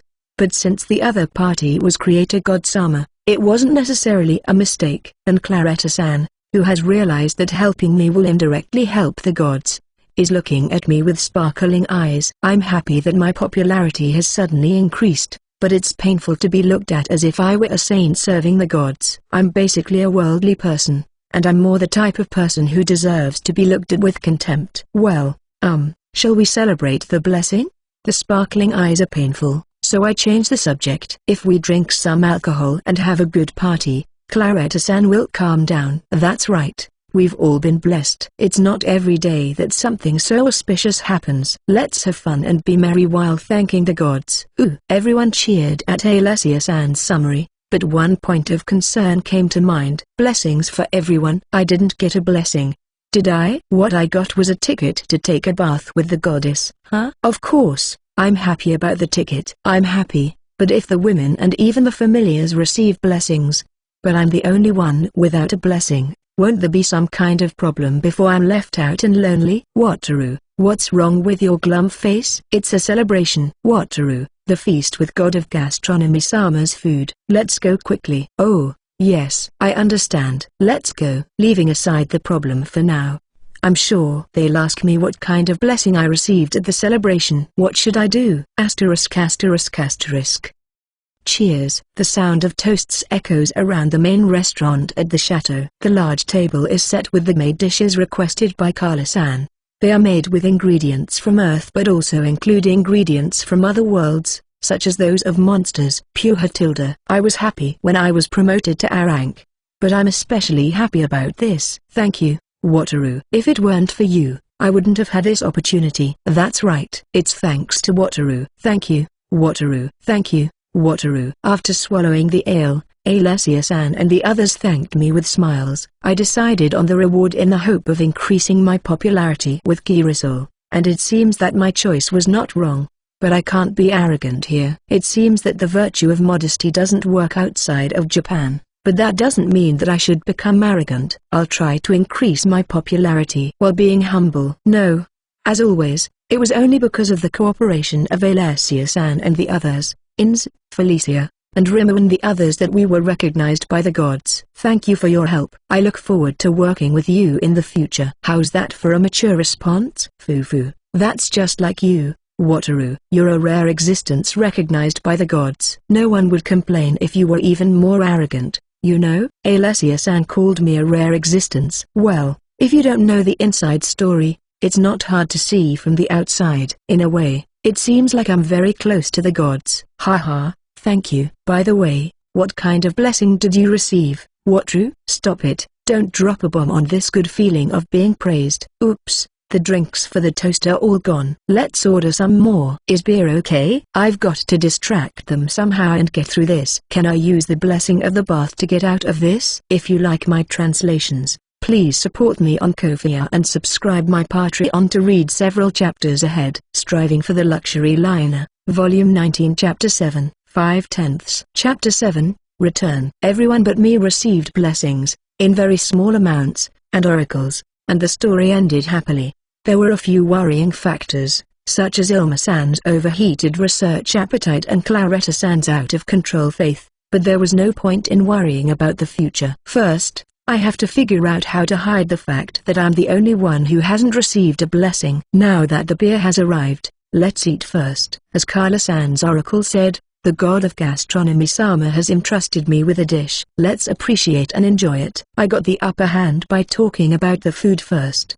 By praising the divine meal, I was able to buy some time. In the meantime, I came up with an excuse.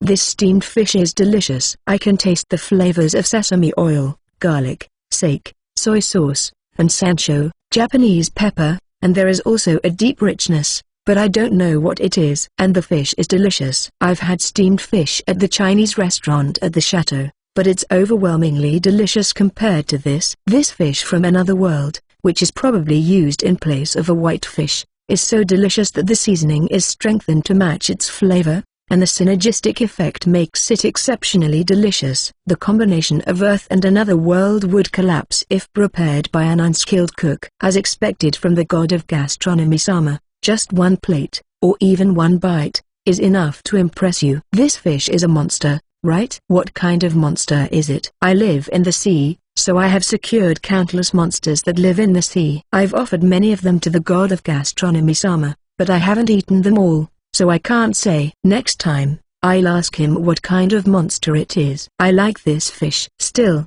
the god of gastronomy Sama has really improved her skills. Before, she used to cook with earth ingredients and spices to learn earth cuisine. Even then, there was no doubt that the food was delicious, and even when she secretly served it to other members, it was well received. I knew that the god of gastronomy Sama had been experimenting and trying things out ever since she started serving monster meats, but maybe the results were starting to show. Maybe some old wine for this dish? I'm not a big fan of old wine, but I feel like trying it with this dish. Let's order some old wine and get some steamed fish. The plates are empty. Oh number. While I was enjoying the taste, the other members' appetites were whetted. It was a fun dinner party until just now, but now it's an unusual place where everyone eats in silence. Still, Kala-san and the slime group are devouring the food as if they're sucking it up. Oh, number. If I don't order more, all the plates on the table will be empty. I don't even think about the genre. I just put food all over the table. I have received a lot of food from the god of gastronomy Sama, but if I don't serve it on special occasions, it will all be gone in no time. Phew, that was delicious, but I think I ate a little too much. Let's take it easy for a while. Fufu, you're right. We were so absorbed in our food that we hardly talked. It was a rare atmosphere for a celebratory occasion, but it was a fun celebration in its own way. The conversation between Alessia-san and Dorothea-san brings me back to my senses. While I was struggling to get a taste of the various dishes that were quickly disappearing, the party was almost over. By the way, what kind of blessing did Watcher receive in the end? Was it the creator god Sama? This time, Marina-san fired a killer pass. I couldn't think of an excuse, and I was running out of time. I didn't want to lie either, so I'd better answer by wrapping the truth in an indirect way. It would be easy to lie and say that I had received a blessing, but that would definitely raise some strange flags. I didn't get a blessing. Instead, I've been given the right to meet the god of light Sama, the god of gastronomy Sama, and the goddess of the forest Sama in person. That's right. That's all I have to say. If I can get rid of things like baths and the micro-bikinis that are bad for my reputation, then I'll receive a wonderful reward in a simple way. The gods won't even know that I expressed my erotic desires to them. Phew, why did I panic so much when there was such a simple answer? Wait,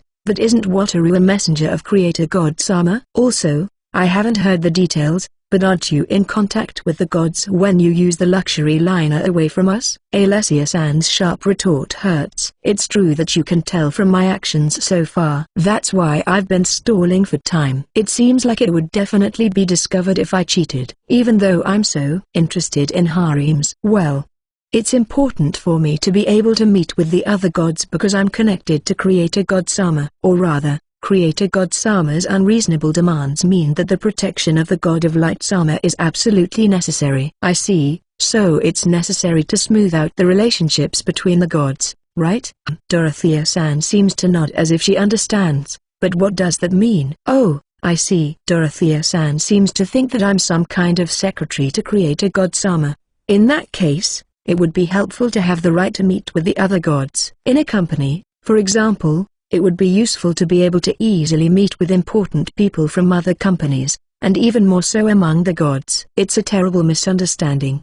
But since Claretta-san, who took care of Carla-san, is looking at me with a Wataru-san is amazing kind of look, I'll just leave it as it is. I think the direction in which I wanted to deceive her was different, but if it makes me more popular and well-liked in the world, I have no complaints. On the rare occasions when I have to do something that feels like a secretary's job or when I have to have a meeting with the God of Light Sama, it's great that it's not a complete lie. I've got to ride this big wave. That's why I haven't received any blessings. When I said this, the members who were listening to me nodded as if they were satisfied. I just let myself be carried along and went through it in a good way. I'm not the kind of person who wins the lottery or anything like that. But maybe I'm very unlucky. Asterisk. After setting sail from the island of the ancient Earth Dragon, I returned to a place I could call home after a long journey at sea. Unlike the journey there, I knew the route and the time it would take to get back, so it was a relaxed trip. But still, when I saw the castle in front of me after transferring to the Lotto, I felt a sense of relief. Even though it's a place that's not as closely connected as the southern city or the Dark Elf Island, I think because it's my own ship and I can rely on Camille-san and the others, it's become a place where I can relax. I had planned to pick up Princess Henri on the Dark Elf Island and go to the Mermaid Kingdom, where I would be of service to the Mermaid Kingdom and obtain the sacred treasure for Pent, but I decided to visit Camille-san first. It looks like it's going to take a while in the Mermaid Kingdom, and since it's close to the Aquamarine Kingdom, I'll have to go and see the town that's under construction whether I like it or not. So I'm going to visit Camille-san first and ask her to sell the things I got on the western continent. I'll also ask her about the orphanage, which is almost out of my hands. Also, since freedom is increasing, there is a secret plan to have her disciplined by Bella-san. Speaking of which, even if we don't sell magic-related items, what are we going to do with the items we bought there? The core that was the origin of the water giant that we obtained in the desert palace is too scary to release, but we also bought a small number of exotic books, folk crafts, and products unique to the western continent, so it's not impossible to sell them wholesale. Of course, I won't sell the dancers' clothes wholesale, but I wouldn't mind offering them as souvenirs to Camille-san and the other women. Wouldn't it be better to choose either the monsters or the merchandise this time? They're busy enough as it is, so if it turns out to be a profit, they'll complain if it takes up too much of their time. I wonder if Camille-san will get angry?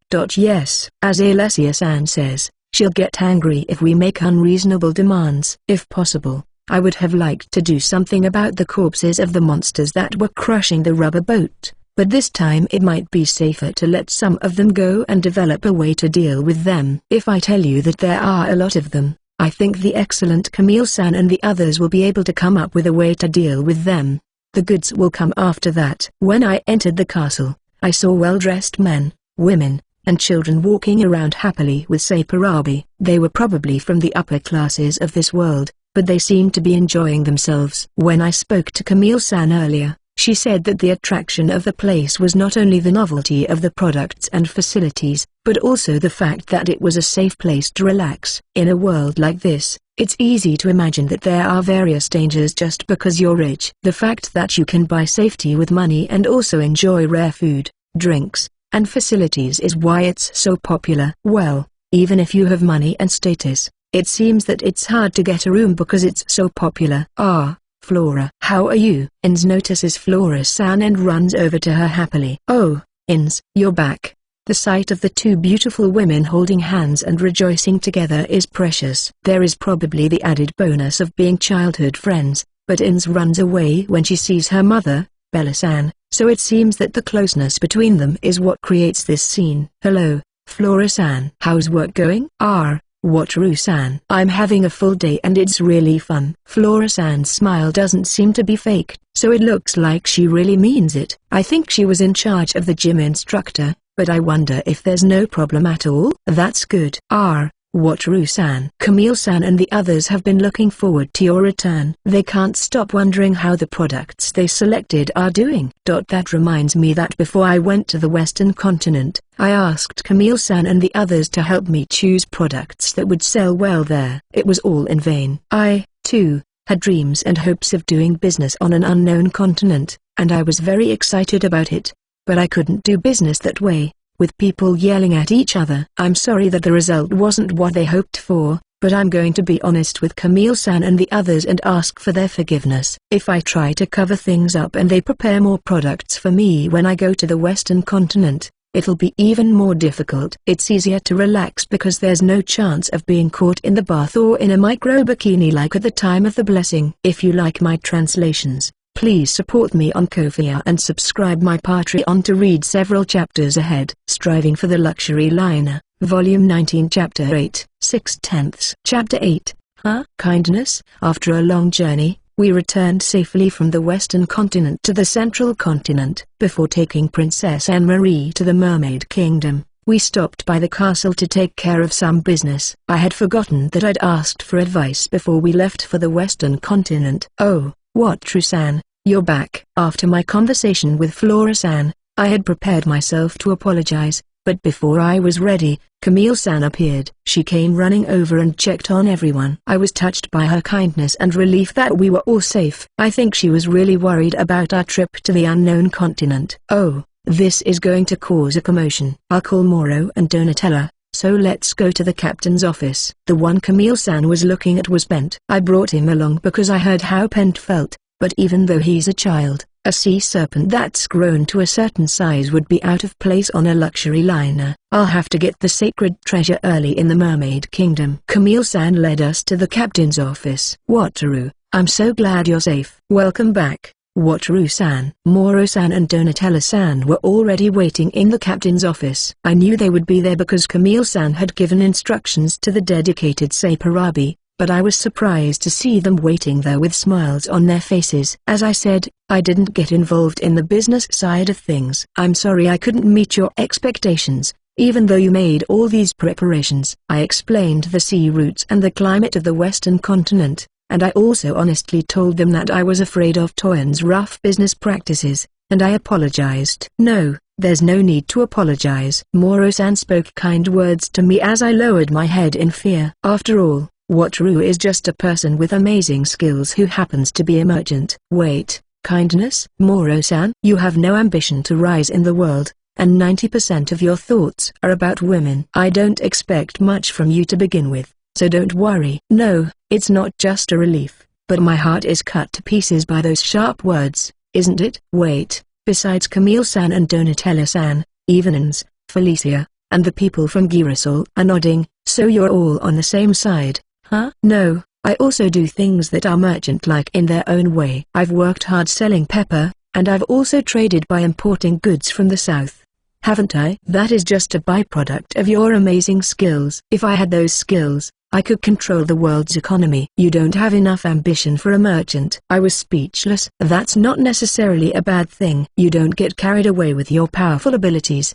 Well, you get carried away, but you use them in a way that's appropriate to your size without showing off. That's an intelligent way to live. I've been praised. I feel like I'm being made fun of, but I've been praised. At the same time that I want to be properly praised, I'm also afraid that I might be thrilled by the occasional glimpse of kindness. Therefore, it is a pity that we were unable to see the results of the products we chose, but the fact that the existence of the Western continent has been confirmed and that we have learned about its roots, culture, and customs is a sufficient result in itself. Yes, what Rusan has shown us a sufficient result. That's right. What Rusan is amazing. At this point, you can be considered a first-class adventurer. Of course, they didn't expect me to be a merchant, but it's nice to be encouraged by two beautiful women. Well, they didn't lecture me or leave me in the cold, so I guess it all worked out in the end. So, Alessia, do you think we can reach the western continent with a normal magic ship?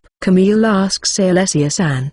It's more dangerous than going to the southern continent. If that's the case, we'll have to find a more attractive product than pepper if we want to include it in our business. That's right. Alma, you did a lot of research, didn't you? Have you found anything good? As I felt relieved, the group of merchants led by Camille-san and Alessia-san and the others started talking. It seems that they were discussing whether or not the western continent would be a good place to do business, but the conversation was becoming dangerous because they knew from the beginning that the risk of sailing there was at its maximum. I think it would be better to stop trying to secretly pass on information and get other people to take risks.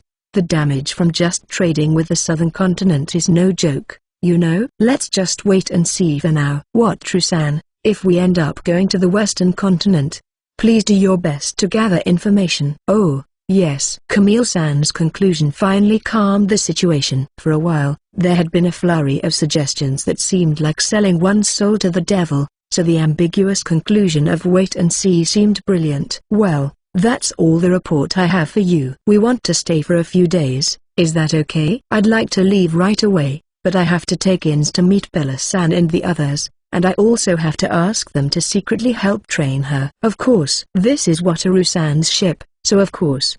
But we also have to make sure that everyone knows about Pent-chan, so please don't let Pent-chan go out until tonight. I'm sorry for Pent, but this is the natural reaction. There are a lot of important people here, so it's not good to surprise them unnecessarily.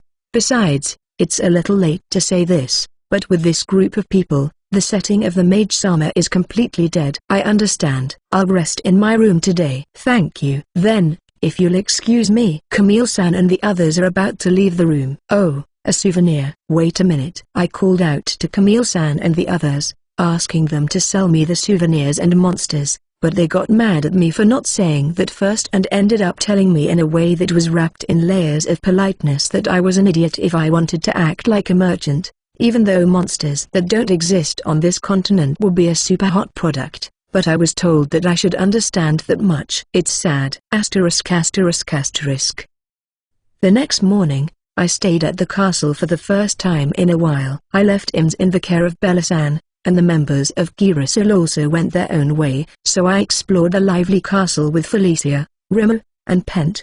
The luxury liner I usually spend my time on is chartered, so I'm used to it. But I also feel a sense of loneliness. However, the castle, which is open to the public, is full of wealthy people enjoying the culture of Earth, and there is a lively atmosphere. The passengers are a bit medieval, but I feel that's how a luxury liner should be, and I'm excited. Well, since Pent is with me, the other passengers keep their distance. Well, it's been a while since we've been on the castle, but is there anywhere in particular you'd like to go, Felicia? Felicia? Huh? Oh, I'm sorry, Master. Is something wrong? She hadn't been listening to the conversation. She must have remembered the oracle of the goddess of the forest Sama. After receiving their rewards from the gods, everyone is moved to varying degrees, and sometimes they get lost in their thoughts. Among them, Felicia and Claretta-san were particularly outstanding, and whenever they had a spare moment, they would remember the oracle and go off into the distance. I guess I don't have much faith, so I don't understand the extent of their excitement.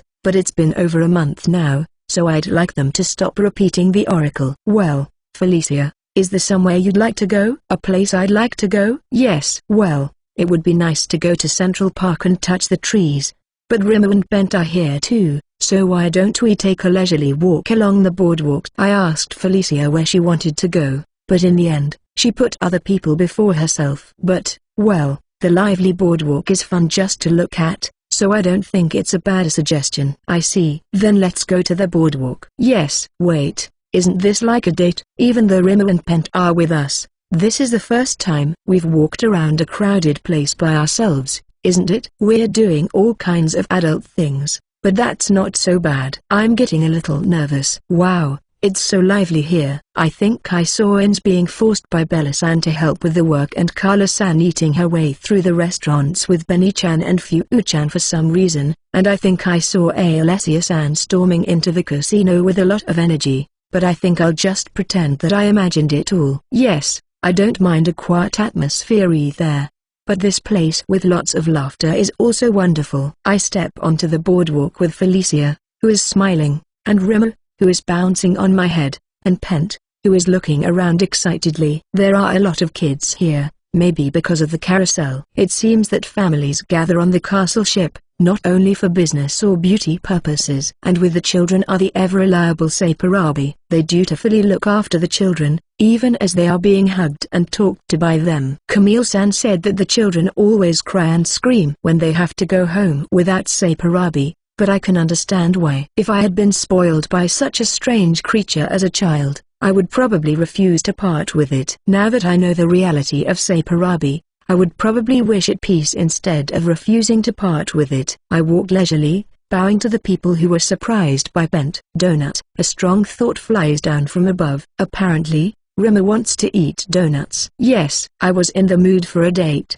but the family atmosphere has put me in a fatherly mood. But that's not so bad. Daddy will go buy donuts with enthusiasm. It's free, though. If you like my translations, please support me on Ko-fi and subscribe my Patreon to read several chapters ahead. Striving for the Luxury Liner, Volume 19 Chapter 9 7/10. Chapter 9, Gratitude and Growth. We arrived at the castle, and even though my confidence as a merchant was completely shattered, I told Camille-san and the others what had happened on the western continent. I was able to deliver the souvenirs safely, so I was able to enjoy the castle for the first time in a long time. However, Camille-san and the others were all excited about the unknown monsters on the unknown continent, so I'll try not to get too close. It's been 3 days since we arrived at the castle. I handed the reluctant ins over to Bella-san in the early morning, and since then, I've been enjoying a peaceful, relaxing time exploring the luxury liner. It's not bad. I also enjoyed going out to dinner with Carla-san, spending time gambling in the lively casino with Alessia-san,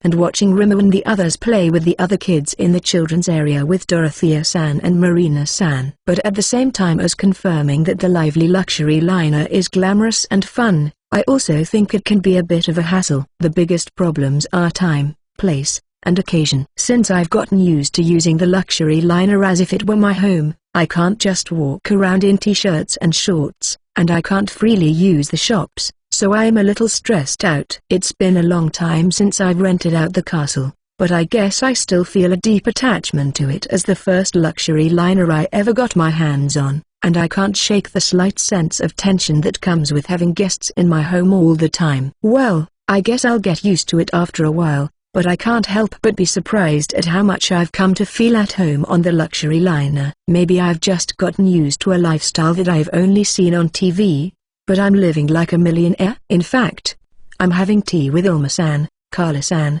and Claretta-san, who I met while walking around with Felicia while everyone else looked on. Tea on a luxury liner with 4 super beautiful women. I did it. I thought about things like time, place, and occasion, but it feels good to have the envious looks of others. At first, I was embarrassed by all the stares, but after I realized that the stares were a mixture of envy and jealousy, I felt good about it. In the past, I would have been so scared that I would have run back to my room, but the fact that I can now drink tea in a situation like this means that my mentality has grown. Whether it's a good kind of growth or not is another matter, but I'm very happy right now, so it doesn't matter. Dominance. Overwhelming dominance. Normally, when I walked with the women in the human settlement, I felt jealous and envious looks, but this was different. The city was full of rough-looking adventurers and mercenaries, and I was always afraid that the slightest provocation would lead to a fight. But on this ship, I'm invincible, so I can happily accept the envious looks.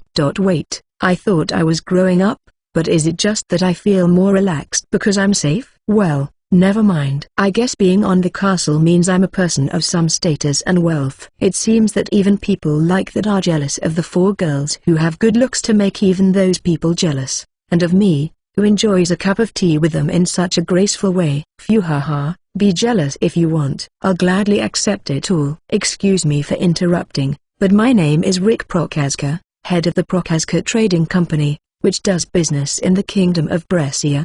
T/N, his name is but I thought it was the same name as Jerry Prochaska, a UFC fighter. In this situation, surrounded by 4 beautiful women, with rim on my head and pent at my feet, he's talking to me. Before I panic and think it's against the rules to make contact, I'm amazed at his nerve. Wataru. Prochaska Trading Company is a large trading company that supplies the royal family. Be careful. Even if you say be careful, a big merchant who supplies the royal family is a merchant who is clearly too high class. It's possible that he's a rich kid, but even if he is, it's not normal to be talked on this ship in this situation. Would it be possible to do something about it if I just warned him? Thank you for your courtesy. My name is Wataru, and I run a peddling business. I stand up and introduce myself as politely as I can. For a moment, I wonder about my status, but it's probably not wrong to say that I'm an F-rank merchant and peddler. Even if it feels strange to say it myself. Rick-san looks at me with a surprised expression. Well, it's no wonder that he was surprised to see a peddler accompanied by such beautiful women and monsters. Oh, since you were with the famous members of Girasol, I didn't think it could be you. But it really was you, Wataru-sama. It's an honor to meet you. Not only Prochaska-san but also the people around him who were casting jealous glances had their eyes change color. Some people's eyes changed to look like those of a carnivore, but wait, are these eyes of kindness and gratitude? And I can also hear them saying that's why he's allowed to bring the magic beasts on board. But what does that mean? An honor, you say? Yes, I was able to meet Wataru-sama, who was the driving force behind connecting the Kingdom of Brescia with Mage-sama and bringing wonderful prosperity to this land. What can I say other than I am honored?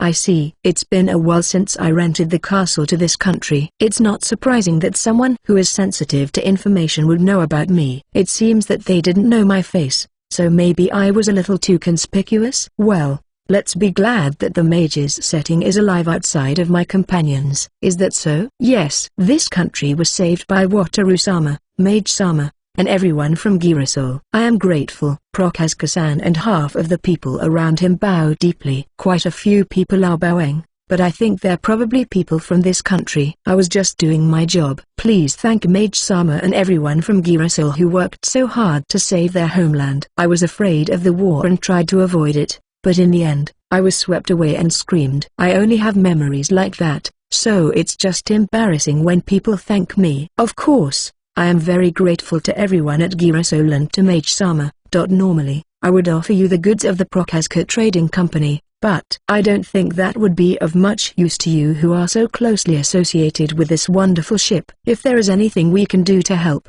please feel free to contact the Prochaska Trading Company at any time. He seems to be very grateful for the war, and the people around him bow their heads and say things like, "This is such and such a store. Please feel free to come by any time." I think he is trying to make connections, but I am quite happy because I can feel his gratitude as well. Haha, yes. Please don't hesitate to ask for help if you are in trouble. I'm also sorry for secretly taking the upper hand and being pleased with myself. By all means. Oh. Is there anything I can help you with right now? I'm disturbed by this man's sparkling eyes. I look over at Ilma-san and the others, but they shake their heads. They don't seem to have any problems. I try to tell them that everything is fine now, but I can tell that they have very high expectations of me. It seems like they are really grateful and really want to help. Is there anything they can do? That's it. Actually, Mage-sama has set up an orphanage. We don't have any problems. But if you could help with the orphanage, Mage-sama and I would be very happy. The orphanage should have enough funds, but if we can get the people around us to help, it will expand the orphanage's network and have a positive impact on the orphan's future. I'll feel like I've done something good. I can give back to the people around me, and the orphanage will be happy. It's a wonderful win-win-win proposition. An orphanage? Speaking of which, there's a new fortress-like orphanage near the army base. I understand. And I'll do my best to support it. Even from other people's perspective, that orphanage looks like a fortress. I was definitely too enthusiastic. Thank you very much, But it's not necessary to give everything. It would be enough if you could just support the orphanage a little and look after it kindly and for a long time. It would be better for the children. I wondered if he understood what I was trying to say, but Prokaska-san nodded and agreed to help. Maybe one day, there will be an orphan who will work at the Prokaska Trading Company. Excuse me, are you done talking? As if he had timed it to coincide with the end of the conversation, a very pompous-looking man joined the conversation. He gave off the air of a nobleman and one of the higher ones at that. This is Marquis Caldera, who has always been very helpful to our company. It seems that Prokaska-san knows this person, and a marquis. Well, it's better than dealing with a prince. So, Wataru Dono. I would like to invite this wonderful ship to my country. What do you think? Marquis, no matter how great you are, I will not allow you to make trouble for Wataru Dono, who is a benefactor at the Kingdom of Brescia. Huh? I'm glad you're protecting me.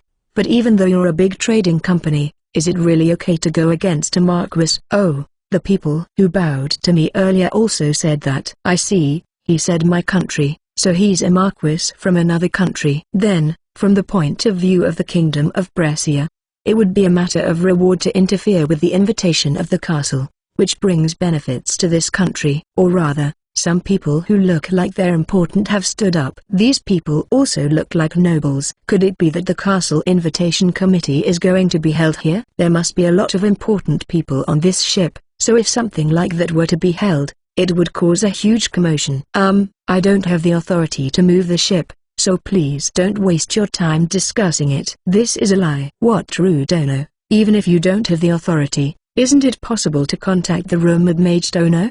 The Marquis doesn't seem to give up, even though he's being threatened by everyone around him. He has a strong heart. It's not impossible, but if you try to negotiate with Mage Sama who hates people, you'll just end up being hated, right? Besides, I don't want to cause Mage Sama unnecessary trouble, so I can't connect you unless you have a good reason. I can promise him a reward that's more than enough, like money, land, status or honor. As you can see from this ship, he is not short of money. And Mage Sama has retired because he finds land, status and honor troublesome, so I think it would have the opposite effect. I see, it seems to be more difficult than I heard. I have no intention of giving up, but I will keep in mind how to negotiate. Oh, the Marquis has given in quite nicely. Even though I'm at home and have the overwhelming advantage, I think I can do quite well as a merchant. Don't you think? That's right. I'm also growing up, and the Western continent, where shouting at each other is called business negotiation, must be wrong. I won't say it because I feel I'll get a lot of verbal abuse if I do. But I'll let it be a source of secret confidence. Even though I haven't decided on an exact number of days to stay since I've been completely exposed, I think I'll leave for Dark Elf Island tomorrow. If you like my translations, please support me on Ko-fi and subscribe my Patreon to read several chapters ahead. Striving for the Luxury Liner, Volume 19 Chapter 10 8/10. Chapter 10, General Store. As I got drunk on the winning atmosphere with the beautiful women at the castle, it was discovered by those around me that I was a merchant with connections to the mage, as I was too conspicuous. However, it was surprising that it didn't cause more of a stir than I thought, and although I was recruited, I was mostly thanked. That's why I think we should set sail early tomorrow morning. After being exposed, I gathered my companions and decided to set sail tomorrow, and I came to tell Camille-san about it. I received a report about the commotion. I understand how you feel, but this is a good environment to learn business, so why don't you stay a little longer and consider it practice? I was expecting a quick answer, but Camille-san's unexpected reaction left me a little confused. She's helped me in many ways, but this is the first time she's given me advice about learning the business. And her eyes look quite serious. What do you mean by a good environment? I don't really understand the situation, so I stall with a question. Only carefully selected clients are allowed to enter the castle. That means they can't conduct business negotiations with you in a deceptive manner, Wataru-san. Well, because of that, you'll only get a warm experience, but it will be good practice. I see. I understand. Since I was too scared to do business on the Western continent, she wanted to train me a little so that it wouldn't happen again. How about it? Camille-san pushes me hard. She really wants to train me. I'm grateful for the experience, but I can't take the time because I have a busy schedule. I'd like to consider it positively at the next opportunity. At this point, I'll try to improve my skills as a merchant. My heart wavered a little. There's no denying that I've always admired men who can do things. But I have to take Princess Anne-Marie to the Mermaid Kingdom, and I have to get the holy treasure for Bent. So, you see, there's no choice. It's not like I'm running away because I'm being trained hard. It's for Bent. If there's no time, there's nothing I can do. But I'm glad you're so positive. I'll work with Moro and Donatella and come up with a training plan for you until next time. Huh? No, that's not it. When she says positive, I just mean I'll think about it. Oh, right. This is a different world. Even if I didn't say it, the nuance didn't come across. Does she interpret it as me being motivated? What should I do? Should I explain the nuance that didn't come across in detail to Camille-san, who, for some reason, is praying to God that Wataru-san is finally motivated? It's impossible. For now, let's just decide not to go near the castle for a while and hope that Camille-san's motivation dies down. Well then, I'll be leaving early tomorrow, so I'll leave now. Oh, yes. Then I look forward to the next time. Ah, this one won't calm down. Asterisk asterisk asterisk. We have arrived at the island of the Dark Elves. When we first set sail from the castle, I was depressed about the merchant training that I knew would come eventually, but as we continued our leisurely journey, I began to feel foolish for being so depressed. So, without thinking about the future, I decided to just enjoy the moment. But now that we have arrived at the island, I have to get my act together. First of all, ice cream, food, give me sweets, sweet things, fake story, sweets. Ramen, cakes. The existence of the general store is questionable. Chocolate, give me. I have to do something about the little children and fairies who have come to me, pushing the village chief who has come to greet me and demanding sweets like spoiled brats. Oh, Princess Anne-Marie and the mermaids have also come to greet me. I have things to do, and I want to greet them too, but... Oh. Princess Anne-Marie makes a gesture to say that the children should be given priority. Even though she's a child, Princess Anne-Marie has a great ability to read the mood of the situation, as expected of royalty. Or perhaps it's a necessary skill for royalty. Well, it's not good to keep people waiting, so I'll have Inz go and give her a message that I'll come and say hello later. As for Princess Anne-Marie, that's all well and good, but what should I do with these little kids? Well, I think I added a lot of products before I left, but was it not enough? Not at all. Amiro, the cheeky leader of the Dark Elf children on the island, answers with a puffed chest. I don't know why he's being so bossy, but his attitude makes it clear that it's my fault. I'll have to tell his mother, Anita-san, about this later and have him scolded. Oh, I see. I'm going to restock the goods now, so please disperse. For now, I feel sorry for the village chief. He's Felicia's father, you know. He's important, you know. Absolutely. First you have to give us some sweets. That's a promise. For some reason, I find it strange that Almiro is trying so hard to get a promise out of me. Why are you so desperate? Hey, all you little kids, including Almiro, why are you all suddenly quiet? I can't promise you anything unless you tell me why. Felicia saved the village chief. It's kind of sad since it's the first time they've seen each other in a while. The adults want alcohol and cosmetics. We have to get the sweets first. Well, I see. They're running out of alcohol and cosmetics as well. So they want me to get the sweets first because if I get the alcohol and cosmetics first, they'll have to wait. The little ones all say things like cosmetics are dangerous and what about alcohol? So it must be a serious problem. But the fact that it's cosmetics means that the Dark Elves want them. I'd like to prioritize that, but it looks like they won't back down until they get their promise. I can't help but think they're going a little too far for candy. But I also understand how they feel because when I was a kid, sweets were everything in the world. There's nothing I can do about it. Okay, I promise. As I promised. The children and fairies nodded and dispersed. Or not, they moved away from us so as not to get in the way, but they were still watching me from a distance. I wonder if they're just being cautious or if they don't trust me. What rudono. It's been a while. Oh, the village chief has returned. It's been a while. Are you okay? Haha, yes. I'm fine. It's wonderful that they're so energetic, but it's a problem when they get carried away.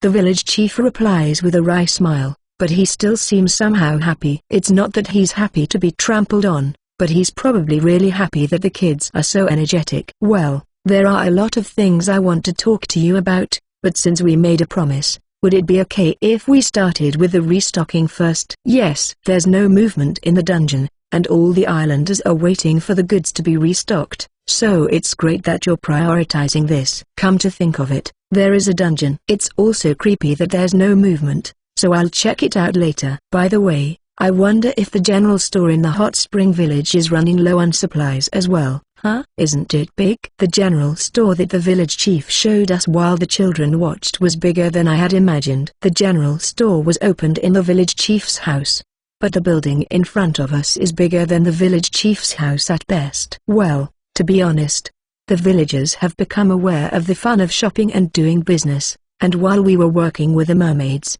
it became cramped, so we made it bigger. You made it bigger, you say? Is it that popular? The number of people has increased, with dark elves, mermaids, and fairies, but basically, they should live a self-sufficient lifestyle. Even if they expand the shop, it won't do any good if they don't have any products. Yes, but it's more like a game. With that, the village chief invited us into the general store. It's become something amazing. This is the vegetable section. Next to that is the fish section where the mermaids sell their fish, and next to that is the meat section. The other side is a private space, and right now there are two people selling their wares, the one who specializes in gold work and the other in clothing, but who opens their shop changes from day to day. The layout of the store is a bit like a small supermarket and flea market combined. And yet, even mermaids have opened shops. A mermaid fishmonger. It sounds like the best idea, but I can't help but wonder if it's really a good idea. By the way, ice refrigerators are really handy. However, there aren't enough people who can use ice magic, so we're currently working hard to learn ice magic in a big hurry with the help of the mermaids. Speaking of which, I can see several objects in the back of the shop that look like ice-cooled refrigerators. Refrigerators would certainly be useful for handling meat and fish. At this rate, if more people learn how to use ice magic, there may come a time when every household has its own ice-cooled refrigerator. And beyond the watchful eyes of the children, there are even more watchful eyes. Apparently, the rumor that I've arrived has spread, and people have gathered. Amiro threatens the adults, saying that I promised to restock the sweets first. I'm also interested in the shop, but it seems better to restock the products first. Excuse me, where is the general store? Where was the general store before? It's in the back. The back of the store? I follow the village chief to the back of the store and am speechless. What, Trusan? We've been waiting for you. As I stand the speechless, Anita-san, the mother of Amiro and one of the managers of the general store, and Berta-san, the mother of Cyro, a gluttonous dark elf boy and also one of the managers, come running over to me. That's fine. I'll leave the smile of the beautiful married dark elf aside for now, but the problem is the scene in front of me. This clearly waits for me, isn't it? The room in the back is divided into 4 sections, and one of them is filled with everyday items that would be used in the village. The problem is that even though the room is empty, there are signs and shelves set up in the 3 rooms for sweets and food, alcohol and beauty products. I want to apologize for making them wait so long. Well, I told them in advance that I can only sell products when I'm present, so I don't have to worry about it. But I really don't think it's right that the beauty room is the biggest. If you like my translations, please support me on Ko-fi and subscribe my Patreon to read several chapters ahead. Striving for the Luxury Liner, Volume 19 Chapter 11 9/10. Chapter 11. The Enthusiasm of the Dark Elves. After visiting the castle, we arrived at the island of the Dark Elves after a long journey. We were greeted by the village chief, Felicia's father. But then we were surrounded by a group of the island's little gangsters and had to give in to their demands. A group of children can be more troublesome than monsters if you're not careful. First, I'll deliver some sweets and groceries. Ship summoning. As promised to the children, I summoned a rubber boat filled with sweets and groceries. For a moment, I wondered what would happen if I prioritized stocking up on other products at this time, but I decided not to do so because I felt that the rage of the angry children and the resentment they would carry for the rest of their lives would be too much.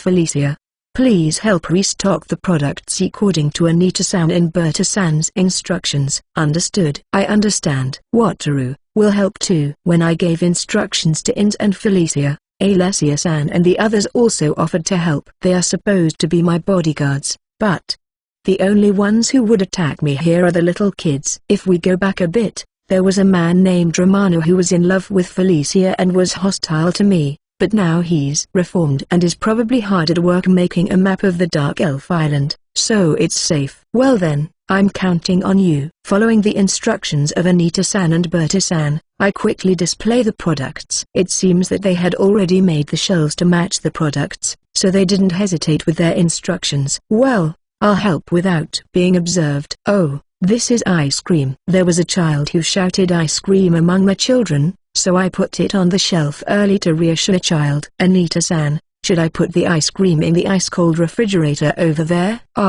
Please put the ice cream in the big refrigerator on the far right. Got it. I took the ice cream out of the rubber boat and carried it to the designated refrigerator. This refrigerator is really big. Why do they need such a big refrigerator? When I opened the door, I found that the door and the inner walls were thicker than I had imagined, and the storage space was smaller than I had expected. In addition, there are copper boxes all over the place. I see, so they've improved it, especially for ice, by freezing it and keeping it cold. There are more boxes that can make ice than when I tried the freezer, and the thickened refrigerator further blocks out the outside air. It's undeniable that it's forced to maintain a low temperature, but if it's actually usable, then even if it's a little inefficient, you'd use it, right?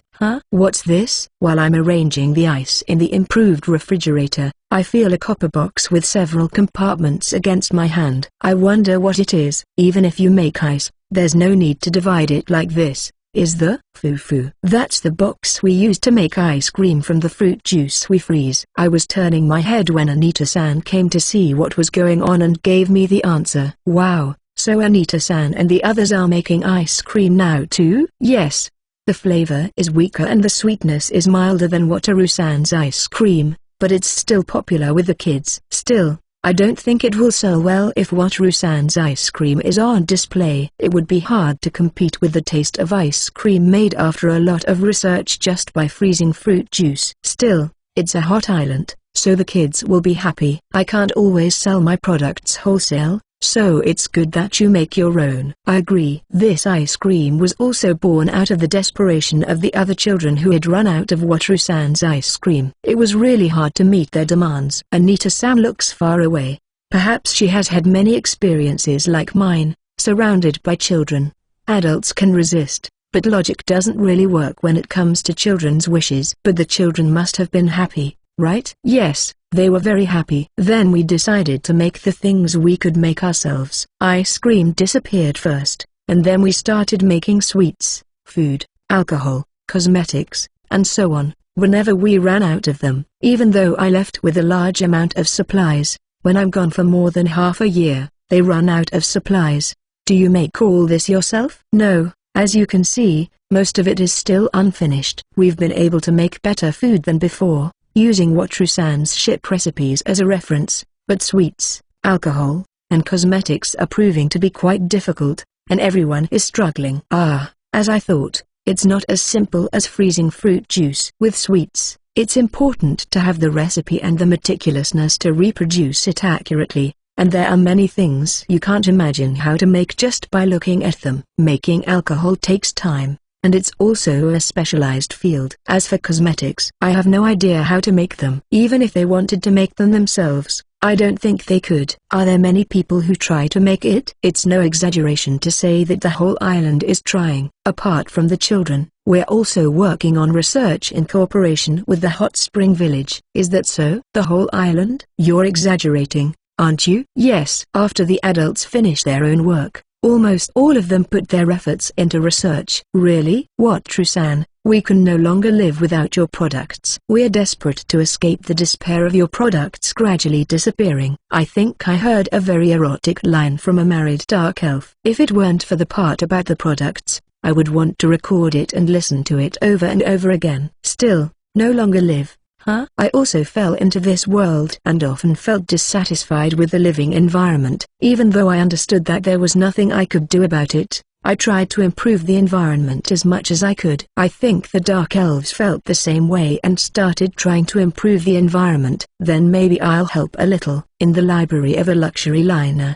No, I was told by the gods not to spread knowledge indiscriminately. That's why the facilities on the castle that aren't allowed are sealed off. If that's the case, I'll talk to the village chief and help you. The recipes for the food and sweets are not dangerous, so there should be no problem showing them directly. I can also appoint one of them to be the cook and follow up on the matter. That should work. The problem is with the alcohol and the beauty products. As for the beauty products, if I appoint staff to the beauty salon and the cosmetics store, they should be able to get some knowledge. Even if they become employees, they probably won't understand how to make beauty products other than the basic ones. As for alcohol, I can't handle it by appointing staff. Let's look for books on these two subjects and see if I can find something that will help. Really? Yes, I think my cooperation will be in the area of knowledge, so I'll have to talk to the village chief first. Knowledge is the most important thing. Anita-san is very excited. Even if it's not a possibility, are you also doing research, Anita-san? Of course. I'm the deputy head of the cosmetics research group. There are a lot of things I want to say,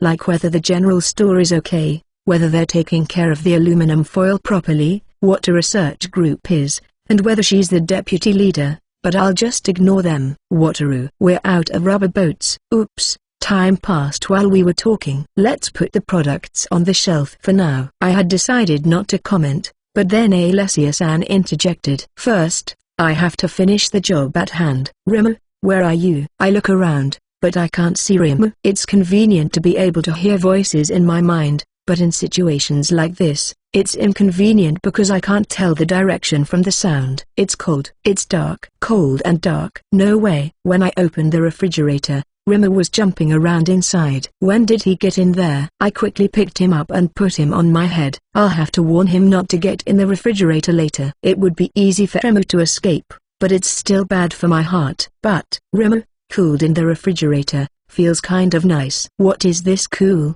squishy feeling? It's the perfect companion for hot weather. Wataru, are you finished? Oh no, I've been called by Alessia-san again. I'd better hurry. Felicia, what's wrong? As I was arranging the liquor bottles next to the sweets and groceries, I noticed Felicia standing there with a calm expression on her face. Oh, I'm sorry, Master. Felicia was surprised when I called her and apologized. You don't have to apologize. But it's rare to see Felicia spaced out like that. What's wrong? Unlike Ins, Felicia doesn't cut corners when it comes to her work, so I'm worried about her. No, I just thought it was a happy sight, and then I found myself staring. The sweet and groceries section is where Felicia's gaze is focused. A happy sight? The scene before her eyes of the dark elf children and fairies dancing wildly, screaming that their allowance wasn't enough, as they sorted through the sweets with the energy of a bargain sale. Yes, it's noisy, but to the dark elves, the fact that children can spend money on sweets is a big deal. Well, if you lived hidden away in a dangerous forest, you wouldn't be able to go shopping and make a racket like that, would you? I get that this is a happy sight for Felicia. To me, it just looks like a bunch of kids fighting. Anyway, let's get the alcohol quickly and head to the last beauty products corner. The men waiting for the alcohol aren't scary, but the women waiting in front of the beauty aisle are scary in their own way. I would have liked to line up the alcohol first, but the village chief told me that if I didn't do it last, I might not be able to line up the alcohol, so there was nothing I could do. Well, the alcohol is easy to line up, and it's quick, right?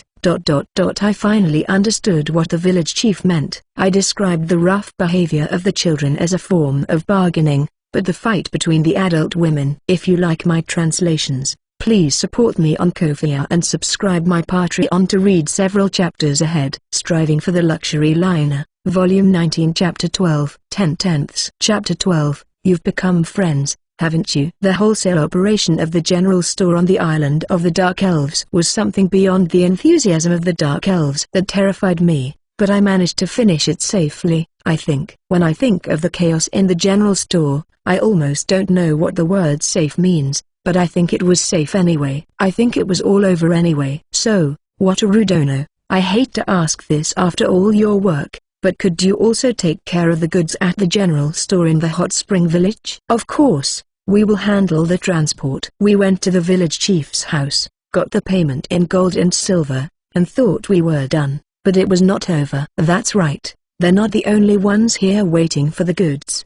It's easy to hand over the goods here, But even if they improved the ice-cold refrigerator, ice can't really be transported to the hot spring village. Beer, milk, coffee milk, fruit milk, and carbonated drinks are wonderful after a hot spring bath. But I think ice cream is also a wonderful cultural experience after a hot spring bath. Since we are in a hot spring resort, ice cream is a must. Village Chief San, does the hot spring village have an improved refrigerator for ice cream? And also personnel who can use ice magic? Yes, they do. Cold drinks are also very popular there, so they have both refrigerators and personnel. Then we will go there tomorrow. I still have some spare hot spring water, but I used more than half of it on a recent voyage, and it wouldn't be a bad idea to replenish it while I'm at it.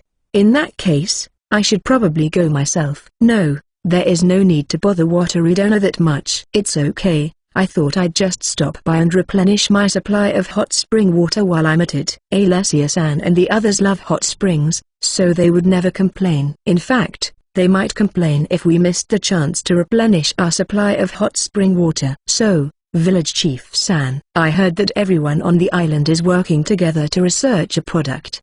The village chief looks a little apologetic, so I changed the subject. Yes, I am ashamed to say this, but everyone was fascinated by the products that Wataru was wholesaling. I apologize for that. No need to apologize. I can't wholesale products on a regular basis either, so I welcome everyone's research on the island. I really welcome it. I would rather see such a fuss every time they run out of a product than see the value of the ship's products go down, but I would ask them to develop their products well. Otherwise, I won't be able to leave the island without a fall. That would be very helpful. Well, this may be none of my business, but I'm thinking of providing you with some knowledge to research that might be useful in creating recipes for cooking, alcohol, sweets, and cosmetics. I haven't looked into it yet, but it won't take too long if I can get Alessia-san and the others to help me. And I'll start with the knowledge that seems difficult and release it later, starting with the ones that seem easy. That's very kind of you, but as you can imagine, I cannot accept your offer. Even a countryman who has lived in hiding in the forest can at least understand the value of Wataru knowledge. Value of knowledge? Well, Camille-san was surprised even with an ice-cold refrigerator, and the knowledge of a library on a luxury liner would be of unfashionable value. Probably, just by selling the knowledge of the library, I can make enough money to have the luxury of repeating my life hundreds or even thousands of times. But since I've already made enough money to repeat my life dozens of times, I don't have to be greedy about making money. The only use for the money I earn is to buy a ship, and when I buy a ship, the more I buy, the more money I have to give to charity. If this were Earth, I'd like to build a mansion, buy a villa, go shopping for designer goods in Ginza, go on a cruise, drive a luxury car, and travel around the world. In this world over here, it's hard to take a big trip from my ship, and in many ways, it's dangerous to my life. Oops, this is no time to get lost in fantasy. I must convince the village chief to accept my knowledge. What's important now is not money but mental security. I'm serious. Village Chief San, spreading knowledge on this island is something that benefits me as well. What do you mean? Well, it's an experiment or something. An experiment? I guess the word experiment made a bad impression and made the village chief a little suspicious of me. Please don't worry. I have no intention of spreading dangerous knowledge. This island has very few connections to the outside world, so it's a great place to safely spread knowledge and keep it from leaking out. If the knowledge is suitable for business, I'd like to try it out with the Dark Elves and then spread it outside. I don't mean outside, just to Camille-san. There is no need to force the knowledge outside, but the god of gastronomy Sama will be happy to spread the recipe for cooking. And the creator god Sama will be happy to be stimulated by other knowledge as long as it is not dangerous. If creator god Sama is pleased, his mood will improve a little, and the possibility that I will be forced to be unreasonable with him will also decrease. This is what I call a three-way win-win situation. I, the gods, the Dark Elf Island, and the world will all benefit, so maybe it's a four-way win-win situation. That's even better. If that's the case, I'll gladly accept. I guess he was happy to hear that it would benefit me because he nodded his head willingly, unlike before when he was so adamant. Now that everything is settled with the village chief, The next thing to do is to greet Princess Anne-Marie. I want to greet her and tell her of her return to her hometown. Felicia is reunited with her parents after a long time, so I'll ask her to stay here and we'll go greet Princess Anne-Marie on our own. Asterisk asterisk asterisk.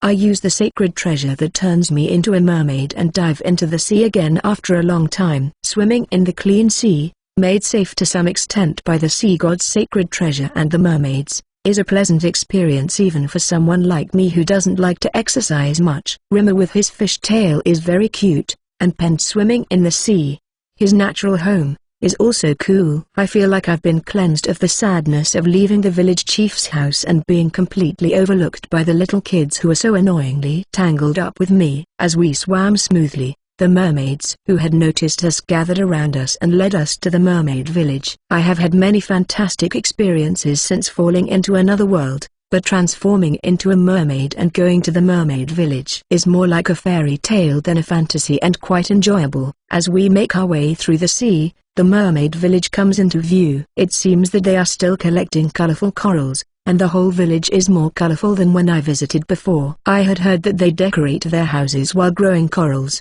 but perhaps the village is being completed faster than I expected. We were shown around, not to Princess Anne-Marie's favorite little house, but to a large building that serves as the town hall. I told her I would greet her later, so she might have waited for me at the town hall, which was easy for all of us to enter. We've been waiting for you. Ah, Lee-san. It's been a long time, Fufu. It's been a while. When I arrived in front of the town hall, Lee-san came out to meet me and showed me around. She showed me around the town hall. Princess Anne-Marie, I apologize for not being able to greet you earlier. Haha, that can't be helped. Princess Anne-Marie laughs loudly and happily. Huh? I don't remember Princess Anne-Marie being like this. She used to be healthier and more hardworking. No, she still has a healthy and hardworking disposition, but she is also energetic and full of energy. Huh? What, Trusama? What's wrong? Princess Anne-Marie tilted her head curiously. No, how should I put it, Princess Anne-Marie, has your mood changed? Really? I don't think I've changed at all. Princess Anne-Marie tilts her head again at my words. Was I wrong? Fufu. The princess has changed. While Princess Anne-Marie and I were tilting our heads, Lee-san came in and told us with a smile. She seems to have brought us some tea. She has changed, hasn't she? Kids grow up so fast. Huh? I take a sip of the tea Lee-san has brought for me. It's solid, but when I put it in my mouth, it melts and becomes liquid. It feels strange as tea, but I like it because it's fun. Lee, have I changed? Yes, you have changed. You have made friends with Amiro and the others, and the princess has become very healthy. Pardon? Huh? What does that mean? Princess Anne-Marie became friends with those little kids. No, number. That's not good. I wouldn't call those kids bad, but I can definitely say that they're not the kind of kids who are good. I like playing with Amiro and the others, but I didn't realize that I had changed. But it's good to know that things are going well, isn't it? Yes, it's very good. The scene of Princess Anne-Marie and Lee-san smiling and talking is pleasant, but I don't think it's such a good thing. No, they seem like naughty children, and I know that they are not really bad children. Although I was ignored a while back. If I had a child and he or she was playing with Amiro and the others, I would want to be the kind of dad who would smile and watch over them and warn them that they need to study hard. But if it is right for a classmate of the princess, it would be wrong. As the person entrusted by Queen Adelaide to take care of Princess Anne-Marie, I want to eliminate the influence of the little children on Dark Elf Island. What should I do? Should I warn her that it's not a good idea to be friends with those children? Hey, to Princess Anne-Marie, who is happy and asks if she's feeling better. That's impossible. I don't think it's right for a princess, but it's not wrong for a child. It's good to be happy. Should I take Princess Anne-Marie, who may have been influenced by, or rather the little ones on the island, back to the Mermaid Kingdom? Won't Queen Adelaide be angry with me? I wanted to accompany her on her carefree homecoming and help out in the Mermaid Kingdom, but I'm starting to feel a little uneasy. If you like my translations, please support me on Ko-fi and subscribe my Patreon to read several chapters ahead. Striving for the Luxury Liner, Volume 19 Chapter 13. Enjoy. Chapter 13. Hot Spring Village. When I showed up at Princess Anne-Marie's place after finishing my wholesale work on Dark Elf Island, I discovered that Princess Anne-Marie and the little kids on the island had become good friends. I don't mind children getting along with each other, but this relationship between the princess and the naughty children makes me uncomfortable as the person in charge. Well, this time I came to see Princess Anne-Marie because I had something to talk to you about. I have learned a disturbing fact, but let's get to the point. A talk? Yes. I was told by sea god Sama that there is a sacred treasure in the Mermaid Kingdom that can be used by Bent, and the condition for receiving it is that Princess Anne-Marie return home and help out in the Mermaid Kingdom. I apologize for the short notice, but would you mind accompanying me? Oh, my. Sea god Sama. The expressions of Princess Anne-Marie and Lisanne, who had been waiting by her side after serving the tea, lit up. Sea god Sama is so adored, isn't he? Even though he is a troublesome type of god from my point of view. Sea god Sama has a soft heart for mermaids. He is not a bad god because he is very sincere in answering Bent's requests. He is just a little too deep in his love for mermaids and a little too passionate about them. If it's the word of sea god Sama, then by all means, please take care of me. Instead of being happy to go home, I think she is more happy that sea god Sama was worried about her. I'm not so sure, but I'm sure that Princess Anne-Marie will spend time with her family on good terms once she returns to her country. Thank you very much. Then, yes, the day after tomorrow. No, about 5 days from now. Would it be all right for us to leave? Oh, and please bring as many other mermaids with you as you wish to replace personnel or return to their homes. I have to go to the hot spring village tomorrow, and when I go, I'd like to relax and enjoy the hot springs. About 5 days from now would be fine. I understand. I'll ask for applicants in the next 5 days. Huh? Lee, what's wrong? Sure. Lisanne makes a face as if she wants to say something. It's a very obvious call, so she must have something to say. Princess, maybe, but I don't think there will be enough applicants. Eh? Why? Princess Anne-Marie and I were surprised by Lisanne's words. It's a chance to go back home. You know, a beautiful and safe sea. An environment where we can sing freely. A safe and pleasant exchange with the people on land. Watrusama's products. A home where you can do as you please. This island is too attractive for mermaids. I don't know what it is, but it's nice to hear praise for the island of the Dark Elves, with whom I'm deeply involved. I agree, life on this island is very pleasant. So, Princess Anne-Marie tilts her head. So the mermaids will choose to stay, considering the possibility that they may not be able to return. Why would they do that? We will only replace people who want to, and even if they don't, there will be mermaids who want to go back home. I think so, too. When the princess returns, she will, of course, tell Her Majesty about life on the island, won't she? Of course. Well, why wouldn't they? It's not a bad story, so word of the report will spread quickly. When that happens, there will undoubtedly be a rush of applicants. Even if it's just for a homecoming, they might be forced into a shift. Lisanne, aren't you exaggerating a bit? I'm happy to be praised, too, but this is a rural area where there's only one general store on the island. Are you flattering me? Watrusama. The fact that mermaids are free to work on land is so attractive. The fact that there are still no mermaids visiting the land, even at the risk of being kidnapped and enslaved, is proof of that. I see. It seems to be something like that. Come to think of it, even though it's relatively safe, there's still danger, and yet the Aquamarine Kingdom has a room dedicated to mermaids, right? I understood what Lisanne was trying to say, but that doesn't mean I think it's something you should go out of your way to point out with a serious expression on your face. There were no mermaids going home, and that's all it takes. Oh, so that's why. I guess it's about reputation. The fewer mermaids that accompany the return trip, the more Princess Anne-Marie's charm and the popularity of the Mermaid Kingdom may be questioned. That's why she's trying to tell us in advance that the number of mermaids accompanying her is small for that reason. I thought she was open enough to get along with the little kids on the island, but I heard she was being careful about this part. I understand. Then, let's prepare for the small number of people. Yes, please. I don't know if my imagination was correct, but since Lisanne nodded with a smile, I think my answer was correct. Now that the general outline had been decided, all that remained was to work out the details of the schedule. I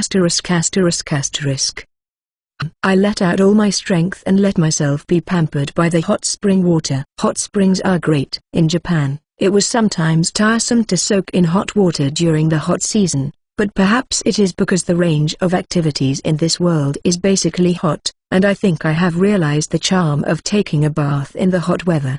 But there are some strange things. I feel more comfortable soaking in a hot spring village, even though I use the hot water of that hot spring directly from the source. Maybe it is the difference between drinking beer in a proper glass and drinking it in a paper cup.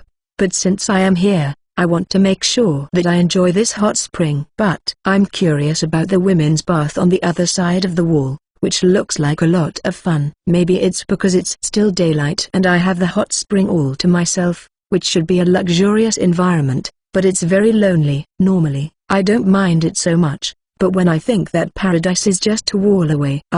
The downside of having a luxury liner or ferry for a home is that the time for bathing with the ladies has decreased. Wow, it's cool. When I returned to the room I had prepared for myself after enjoying the bath alone, I felt a pleasant cool air rush over my warm body. This would be natural on a luxury liner or a ferry, as there are air conditioners, but this surprise in a hot spring inn on Dark Elf Island was a surprise. No, it's been a surprise ever since I arrived at this hot spring village. Originally, the inn in the hot spring village was given more attention than other buildings. The inn has been renovated and made even more magnificent, and it even has a general store attached to it, so it seems like there's a little too much concentration on that one building. It is more rustic than the other buildings and the hilltop village. Yufufu. This was also based on Wataru-sama's ship. I thought heat was something to endure, so the idea of cooling the entire room was an eye-opener. It is especially hot after a hot bath, so we thought of cooling the room with ice magic, and then placing ice on all four sides of the room to make it comfortable and relaxing. The employee who prepared the room proudly informed me. I was surprised to see that they had expanded their reach beyond the products I distribute wholesale. On Earth, it would probably be difficult to develop air conditioning, even if you knew it existed, but it's amazing that it's possible to get a shot at it through magic. Wow, it is so cool. While I took a break in the cool room, the ladies returned wearing yukatas. Yukata beauties after a hot bath are great no matter how many times you see them. I think I was a genius when I once passionately argued that yukata was common sense in Japanese inns. Wataru. I'd like to take the ad to look around the area after we rest a bit, if that's okay. I thought we were just going to relax, but Alessia-san made an unexpected suggestion. Everyone is so active, aren't they? Well, I'm going to relax in my room, but I don't mind summoning the ad. Please be back in time for dinner. Since I've already sold the goods to the general store, and the hot springs will be replenished in the middle of the night after the Dark Elves have finished using them, I don't plan on using the ship summoning for the time being. Oh, but if everyone's going out, I'll be free until dinner. I'll prepare drinks and snacks in advance. Thank you, Wataru. We'll take turns driving around, but for now, please. Roger that. I didn't want to leave the cool room, so after taking the stuff out of the rubber boat, I looked out the window and summoned the ad. When I told them that I had summoned them, Alessia-san and the others left the room with smiles on their faces. Huh? Are they going to ride around on buggies in their yukatas? I want to see that. Ins and Felicia, don't you want to go? I'll probably just relax in my room, so I'll be fine. Okay, I might sneak a peek, though. I'd love to see the fluttering yukata. I was invited too, but I'm not really in the mood right now. What about Felicia? I took the day off yesterday, so I'll serve Master well today. Aside from the whimsical ins, there's no denying Felicia's generosity. Peeping seems a bit much. Well, it's a pity, but it's not a bad idea to relax with the two. Rimmer and Pent. Thank you for waiting. The meat is wild boar from the forest. It was time for dinner. I didn't expect a hot pot. And it was wild boar hot pot. It was very Japanese in like. But it was not made with miso. Wasn't the miso secured on the ferry and sold wholesale at a general store? I'll check later. Oh, I see. The dipping sauce is vinegar and soy sauce. My image of wild boar hot pot is miso, but the orthodox vinegar and soy sauce look delicious too. I am grateful to the management of the ryokan for accommodating my wishes as much as possible, whether it be the air conditioning, the yukata, or the hot pot. Wataru. Can I have a beer? A cold one, please. Ilma-san asks for a cold beer even though she hasn't eaten yet. It's a bit strange, but beer goes with hot pot, doesn't it? I want to have one too, so I'll prepare a nice cold one as requested. I had planned to enjoy the hot springs to the fullest, but it looks like this stay is going to be more fun than I expected. Hot springs are the best. If you like my translations, please support me on Ko-fi and subscribe my Patreon to read several chapters ahead. Striving for the Luxury Liner, Volume 19 Chapter 14. Sponsored chapter by our Patreon. Enjoy. Chapter 14. Peaceful times in the hot springs village. The day after I told Princess Amarie that she was returning home, I came to the hot spring village and found that it, too, had changed. They were only concentrated in the inns of the hot spring village. The seriousness of the dark elves is palpable, even if nothing is said, and it becomes a bit scary, but the quality of the inns has skyrocketed because of their seriousness, and it is pleasant. This place is dangerous, very dangerous. A quiet village in the mountains, with rooms kept cool, beautiful dark elf innkeepers offering hospitality, hot springs of excellent quality, and delicious food full of wild flavors. The bedding came from the ferry, and although we had to add a few things that were missing, it was a very relaxing experience. Why am I so fascinated by this place when I have a first-class room on a luxury liner as my base? Hey, Master. Why doesn't Master go out and play? Wouldn't a walk in the mountains or a ride on the ad be fun? Yes, Master. It would be a waste to stay in your room when you can relax on land. Since you'll be back tomorrow, why don't you at least get out today? In's and Felicia's position was understandable. The luxury liner is a man-made object, even if it is spacious. They probably want me to use this opportunity to enjoy nature to the fullest. But there is no need. Just by coming to this village in the mountains, I can enjoy nature to the fullest, and I don't want to go outside because it's hot and insects come to me. When I was a child, I might have gone on an adventure, but I am an adult over 20 years old and a merchant, so there is no need for adventure. I'm happy enough to go back and forth between my room and the hot springs, enjoying good food and drink in between. I'm outside when I refill the hot springs, so I have plenty of time to enjoy nature. I'm happy and content to just relax here. Ins and Felicia don't have to worry about me. You can go out and play. I'm refilling the hot springs from the source, so I'll go out again tonight. There's no need to go out now. Hey, Master, are you having fun? I'm having fun. I'm Japanese, too. When I travel, I try to keep a tight schedule and enjoy the trip to the fullest, but hot springs are a different story. Hot springs are my destination, so it's only right that I make soaking in them my first priority. In Japan,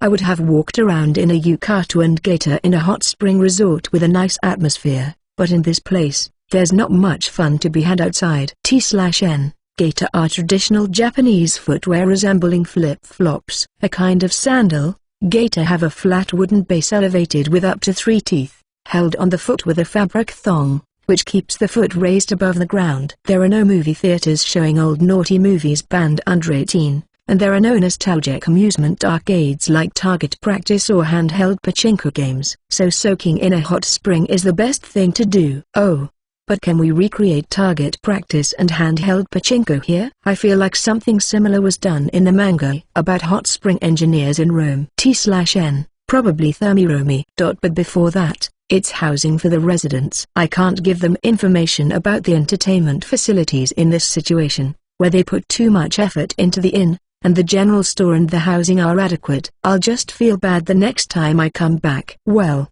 it's hopeless. Felicia, leave Master alone. We'll join Alessia and the others. But Ins, we can't leave Master alone and go play. It's alright, Felicia. Master would normally be easily swayed by our words, but this time he hasn't wavered in the slightest. Master refuses with conviction. Our presence will only get in the way, so we're leaving. Ins took Felicia and left the room. It's not as big a deal as the conviction, and the presence of Ins and Felicia is not really disturbing. I mean, I'm so excited about making out with 2 beautiful women in yukata in a hot spring inn that I'm sad to see them go. Well, I'd rather relax in my room, so I won't say anything. ******. Inspoff. Ins. So Wataru didn't come out after all? Yes, Alessia, it wasn't that he was stubborn, but he seemed to be convinced that he was doing the right thing. He just lay there and didn't even try to get up. Yufufu. Wataru is our benefactor and employer, but it hurts my pride as a woman when he repeatedly refuses my invitations. Alma, what's going on out of the blue? Ilma's smile as she enters the conversation is oddly frightening. Was there anything in the previous conversation that made her angry? When we first met, Watru would have jumped at our invitation no matter what happened. Is that so? I think we never really asked Watru out. That's right. Alesia is right. Well, the master also subtly avoided us. He likes beautiful women, no doubt, but he used to say that too many beautiful women frightened him. That is not what I meant, but what can I say? It is natural for Watru that we are together. It's not a bad thing. It means he trusts us. Felicia and I are slaves to our master, so it's natural for us to be together. Well, you don't get it, do you? Ilma raised her hands and shook her head. I see actors doing it all the time in the movies the master shows us, and it makes me a little angry when someone does it to me. Ilma, what are you trying to say? Alesia is also annoyed and asks Ilma in a slightly prickly tone. Look, you can't cover it up with comfortable words like trust. Getting used to it means you've lost your value as a woman. Oh, I know what she means. When Felicia and I were together, the master was awkward at first, but now he spends his time in a natural way. If that means I am less valuable as a woman, then I guess so. But I like our relationship better now because it's more carefree. What's wrong with that? I think our current relationship with Watru is a comfortable relationship. Alesia, you really don't get it, do you? This is the result of having an all-female party and having adventures all the time. The relationship between Alesia and the others and Master is not a comfortable one, it is a dangerous one. A relationship of greed and lust. It's a one-way relationship. Seriously, Master loves women, but he's so clumsy and indecisive. He also tries to keep up appearances, so everyone but Ilma thinks he's just a slightly perverted boy. Ilma sits in front of me with her hands holding her head,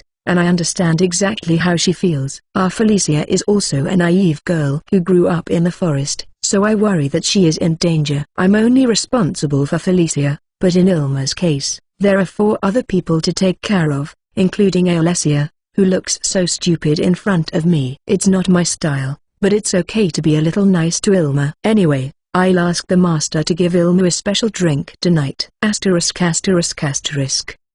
As I explained to Ins and Felicia, I enjoyed the hot springs as much as I could. That's good. I had plenty of time to play with Rimu and Pent, and it was a peaceful and productive day. But something was bothering me at dinner. I could have left it alone, but since I had some free time during the refueling at the hot springs, I thought I'd ask about it. Hi Ins. I have the feeling that Ins and Ilma are suddenly getting along really well, or is it just my imagination? Is it just me, or is this the first time Ins has asked Ilma-san for a drink? For me, the combination of Ins, who puts her curiosity first even when there is danger, and Ilma-san, who is enchanting but tinged with madness, smart and systematic in her pursuit of her opponents, makes me very uncomfortable, so I hope it is just my imagination. Rather than getting along, you could say we sympathized. Sympathized? Huh? What does sympathize mean again? I think it means to agree with the other person's opinion or to share the same opinion. Ins and Ilma-san? Huh? Is that okay? It's not a crime or anything, right? I mean, I imagine a gambling addict and a madman playing together or something like that, with their wrists chained together. I don't want them to open up an illegal gambling den and experiment on debt-ridden gamblers on human bodies or something. Hey, don't be rude out of the blue. I'm just saying that we're both going through hard times, so we need to cooperate and do our best. What's with that suspicious look? That's beyond rude. Ins is kind of angry, but I think I'm right. I have nothing but doubts. Hey, Felicia, have you ever seen Ins in trouble? I've only seen her struggle when she doesn't have enough pocket money. Well, I've seen her struggle with Bella-san and her family. Oh, sure. I feel like Ins is in the wrong, but it still looks like she's struggling with her relationship with Bella-san and the rest of her family. I'm sure she deserves it. So does Ilma have the same family problems as Ins? In Ilma-san's case, she is probably not in debt. She might need money for research or something. But since she's basically working with me, she won't have time to do enough research to go into debt. I have to make sure once and for all what Master and Felicia think of me. It's not a family thing. It's about the hardships of taking care of a naive Master and Felicia, and that's why we sympathize with each other. I feel terribly insulted. Yes, Master is right. I can't deny my naivete, but I don't agree that Ins should take care of me. I don't agree either. I can't deny that I am naive from Earth, and I am definitely protected by Ins as a bodyguard, but I realize that between the hardship of this and the reward for Ins, the reward is more. First of all, it is strange that Ilma-san has a hard time with her naive companions, because Alessia-san and the others are A-ranked adventurers, and they're all good friends, so there shouldn't be any hardship that can be called a fight. Ins, you're lying. Girasol is not a party that gets along on the surface. It is a truly close-knit group with no factions. Even I know that much, since we live together. That doesn't mean that they don't have any problems because they are good friends. Master and Felicia should grow up a bit. Wow, Ins is surprisingly aggressive. I'm usually the type of person who accepts being mounted by a beautiful woman, but when Ins, a slave who lost her fortune gambling, comes at me aggressively, it's hard for me to accept. That's okay. When I've finished replenishing the hot springs, I'll take full advantage of a master's authority to do this and that. Also, I'll tell Alessia-san about our relationship with Ilma-san. I'm sure she'll be looking into it. Our last night in the hot spring village will be an exciting one. If you like my translations, please support me on Ko-fi and subscribe my Patreon to read several chapters ahead. Striving for the Luxury Liner, Volume 19 Chapter 15. Enjoy. Chapter 15. Arrival in Mermaid Kingdom. After going to the hot spring village to wholesale various goods and accomplish our main objective, I spent the rest of the day at the hot springs, filling the rubber boat with hot spring water. There was a subtle, alarming incident in the middle as Ins and Ilma-san grew closer, but it was a great rest for the bones. She's really getting active. Lee-san, is this okay? After finishing our business at the hot spring village, we left for the Mermaid Kingdom with Princess Anne-Marie as planned. I am glad that they like Dark Elf Island, but I am worried about whether it is okay. But there is something more worrying. Yes, the princess was too mature, so I'm sure Her Majesty would be pleased to see her as she is now. I see, if it's the word of Lee-san, who is trusted by the royal family. No, that's not good enough. Right now, Princess Anne-Marie is straddling Pent and riding around the wide deck of the chateau with Rimmer, Fu-chan, and Benny-chan. It's not what a princess would do, it's what the little brat general would do. Yes, they all look like they're having fun, but I'm sure Her Majesty the Queen would frown. I feel really bad when I see the negative effects of the little kids on the island. I looked at Lee-san with nervous eyes, and she gave me a big smile in return. It seems that Lee-san is confident in her judgment. If she felt guilty, she would not have such a beautiful smile on her face. It's a long voyage to the Mermaid Kingdom, and it will only be difficult if we feel anxious, so let's trust Lee-san and let Princess Anne-Marie enjoy a pleasant voyage. ******. If we dive into the ocean from here, we'll reach the Mermaid Kingdom. It soon became clear that there was nothing to worry about in Princess Anne-Marie's initially alarming increase in activity, except for one thing. Even if she is full of energy, a princess is still a princess. She never did anything wrong, and she showed her dignity as a princess by behaving with good manners when she had to. There was also a heartwarming event when Princess Anne-Marie's lovely laughter echoed through the ship where children do not usually stay, and the beautiful woman who watched her smiled the smile of a holy mother. In general, the atmosphere was that it was fun to have children frolicking on board, except for one major event. This incident occurred during hide-and-seek. Even though they were allowed to move freely around the ship, the information system was somewhat blocked, but Princess Anne-Marie entered the general cabin during a game of hide-and-seek with Rimmer and the others. Princess Anne-Marie was bored because she could not be found easily, so she passed the time by fiddling with the equipment in the room. At first, she enjoyed looking at the room service screen, but while she was looking here and there, she moved to the video service and clicked on a colorful and cute picture of a girl in the service. What appeared on the screen was a royal girl anime in which a princess from a certain country makes a deal with a cute mascot, becomes a magical girl, and fights an evil secret society. This anime was a critical hit in the girlish heart of Princess Anne-Marie, the princess of the Mermaid Kingdom. She was so engrossed in watching the anime that she did not even notice Rimmer and the others who came looking for her. The next day, a girl who is addicted to magical girl anime is born. She longs to be a magical girl, even though she is a princess in the Mermaid Kingdom. Her daily magical girl anime has become a habit. She begs Lee-san for a pink and frilly dress. She is passionate about learning magic like spells, and she even starts studying to become a tamer to get a cute mascot frame. Normally, a little girl's adoration for anime would be all smiles, and as an adult, it would be enough to warmly watch over her while celebrating the birth of Black history in the corner of your mind and keeping it firmly on video. But in this case, it's a little awkward. Princess Anne-Marie is a real princess, and there is Ilma-san, who is an expert in magic, and me, Dorothea-san, and Marina-san, who are slime tamers. Not only me, Dorothea-san, and Marina-san, but even Ilma-san, who is a schemer type, cannot stand Princess Anne-Marie's pure request and accepts her request. Under Ilma-san's careful teaching of magic, Princess Anne-Marie's skills improve rapidly. Princess Anne-Marie, who was already close to Ilma-san, now communicates with Rimu, Pent, Fu-chan, and Benny-chan so that they can become even closer. Princess Anne-Marie, who is a magical girl but also needs to be skilled in melee combat, is being trained by Alessia-san, Marina-san, and Carla-san in sword, dagger, and shield techniques. Princess Anne-Marie hunts sea monsters that gather at the chateau while practicing her magic and steadily improving her skills. Princess Anne-Marie asks Lee-san and Claretta-san to make a pink and frilly magical girl's outfit from the pink fabric available in the chateau's store. The result, a rather serious magical girl, or rather a magical girl mermaid princess, is born.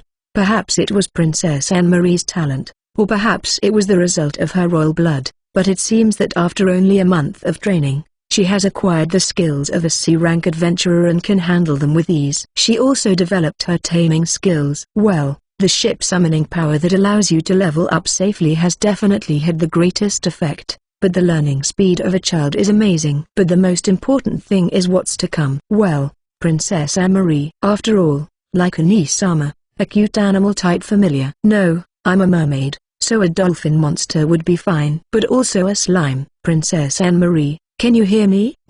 She's having trouble deciding what kind of monster to use as her familiar, so my voice can't reach her. By the way, Anisama refers to the protagonist of the magical girl anime, not her real older sister. And I'm glad to hear that a slime familiar is on the list of options. Princess, Wataru-sama wants to talk to you. While I was struggling, Lee-san shook Princess Anne-Marie to bring her back to reality. Wataru-sama? Oh, I'm sorry, is something wrong? No, we are on our way to the Mermaid Kingdom. How would you like to get there? Normally, a submarine would be the only choice, but in our case, we also have ring that turns us into mermaids so we can swim. Can we please use Wataru-sama's submersible in the ocean? Oops. That's a bit unexpected. Mermaids like to swim, perhaps not surprisingly. I've heard that even on the Dark Elf Island, mermaids like to go for walks and swim around. I thought she would choose swimming for the first time home in a long time. Well,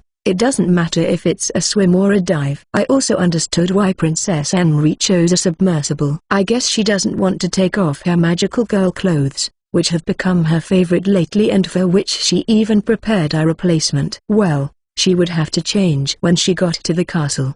There was one more thing that bothered me. Princess Anne-Marie, don't you know that magical girls should only wear their battle outfits when the occasion calls for it? It might not be very popular, but I'm going to make a point. Otherwise, she would wear magical girl clothes all the time. I know, but I can't use the magic of changing clothes with glitter on them. Princess Anne-Marie looks up at the sky with a sad expression on her face. It's true. I've never seen such magic in this world. The magic staff is also decorated with jewels, but it doesn't emit sparkles and stardust like a magical girl's staff. This is a different world, but it's still real. Ships can be summoned, and monsters and magic exist, but it's still real. It would be impossible to use convenient magic or transformations like in the anime. Well, there are rings that can turn into mermaids and humans. It also has a clothes storage function, but none of the magical girl-like effects, so Princess Anne-Marie must be dissatisfied with it. Wataru-sama. Maybe if I ask Sea God-sama. No, I can't allow such a thing. A mermaid would never ask for a miracle from Sea God-sama, to whom we owe so much. Princess Anne-Marie, who must have thought of the sacred ring as I did, said something reckless and finally stopped herself. It is true that Sea God-sama, who is overprotective of mermaids, might have granted Princess Anne-Marie's request if she had asked for it desperately, but then Sea God-sama would have been punished for sure, so I'm glad she thought better of it. It was just supposed to be a little tit for tat, but I was afraid that it would even affect Sea God Sama's progress. I guess I underestimated Princess Anne-Marie's passion. So let's get started, shall we? If I say anything else, it might cause a strange reaction, so I'll stop commenting on magical girls from now on, and let's get started. Once we arrive at the Mermaid Kingdom, Her Majesty the Queen will do something about it. ******. We board the White Dolphin for the first time in a while and start diving. The egg is fun, but the size and luxury of the ship make us feel safer. It is also a bit funny to see Princess Anne-Marie, Lee-san, and the mermaids accompanying them, curious about the underwater scenery they can see without going directly into the water. We dive deeper and deeper into the sea towards the Mermaid Kingdom. Eventually, the light fades, and we are attacked by sea monsters, but we ignore them all and keep diving deeper. Wow! It's totally different than before. As we continued to dive, the Mermaid Kingdom came into view, but the atmosphere was completely different. The castle and walls have not changed, but the dark seabed is now lit up with light, creating a fantastic sight. The country has become beautiful. Huh? Is it true? Huh? Princess, is this really the Mermaid Kingdom? The shape of the castle hasn't changed, so there's no doubt about it. I can hear mermaids making noise from the White Dolphin's living space. Even mermaids born and raised in the Mermaid Kingdom are surprised at how much things have changed. One of the guards is happy and says it's a shame to leave his home, but I'll pretend I didn't hear him. But it's okay to shine so brightly in the deep sea. I see. The barrier has been restored, so it's okay to stand out. It's just the handling of the light is completely different, and it might be better to think of the Mermaid Kingdom as something else now that it's safe. Even though we should have arrived at the Mermaid Kingdom, I'm kind of excited that we're in a new city. If you like my translations, please support me on Ko-fi and subscribe my Patreon to read several chapters ahead. Striving for the Luxury Liner, Volume 19 Chapter 16. Sponsored chapter by our Patreon. Enjoy. Chapter 16, Reception. A visit to the Mermaid Kingdom for Princess Anne-Marie's homecoming. I was worried about the princess becoming more active under the influence of the little children on the Dark Elf Island, but I was reassured by Lee-san's assurances that everything would be fine. But during the long journey, Princess Anne-Marie became obsessed with magical girl anime, causing even more worry. It's hard to take care of a child, isn't it? While I was marveling at the changes in the Mermaid Kingdom that I could see from afar, I saw some mermaids coming toward us from the castle gate. They must have come to check on us because a strange vehicle was approaching the land. Princess Anne-Marie, Lee-san, please show yourselves, as there are soldiers coming from the castle gate to confirm our identities. I could use my guild card to prove my identity, but since the princess was accompanying me, this would be faster. I understand. Leave it to me, Princess Anne-Marie. Your answer is wonderful, but why are you so excited to take out your magic staff? This glittering staff is not needed right now, is it? While I was puzzled, the mermaid soldiers approached us with their spears at the ready, and I pointed from the cockpit to the window where Princess Anne-Marie was standing. The soldiers seemed to recognize my face, and after being surprised, they made a gesture of salute and went to the window I was pointing to. I watched the situation with some regret, thinking that if they had known my face, I wouldn't have had to talk to Princess Anne-Marie. The second princess of the Mermaid Kingdom, Anne-Marie, is just a disguise.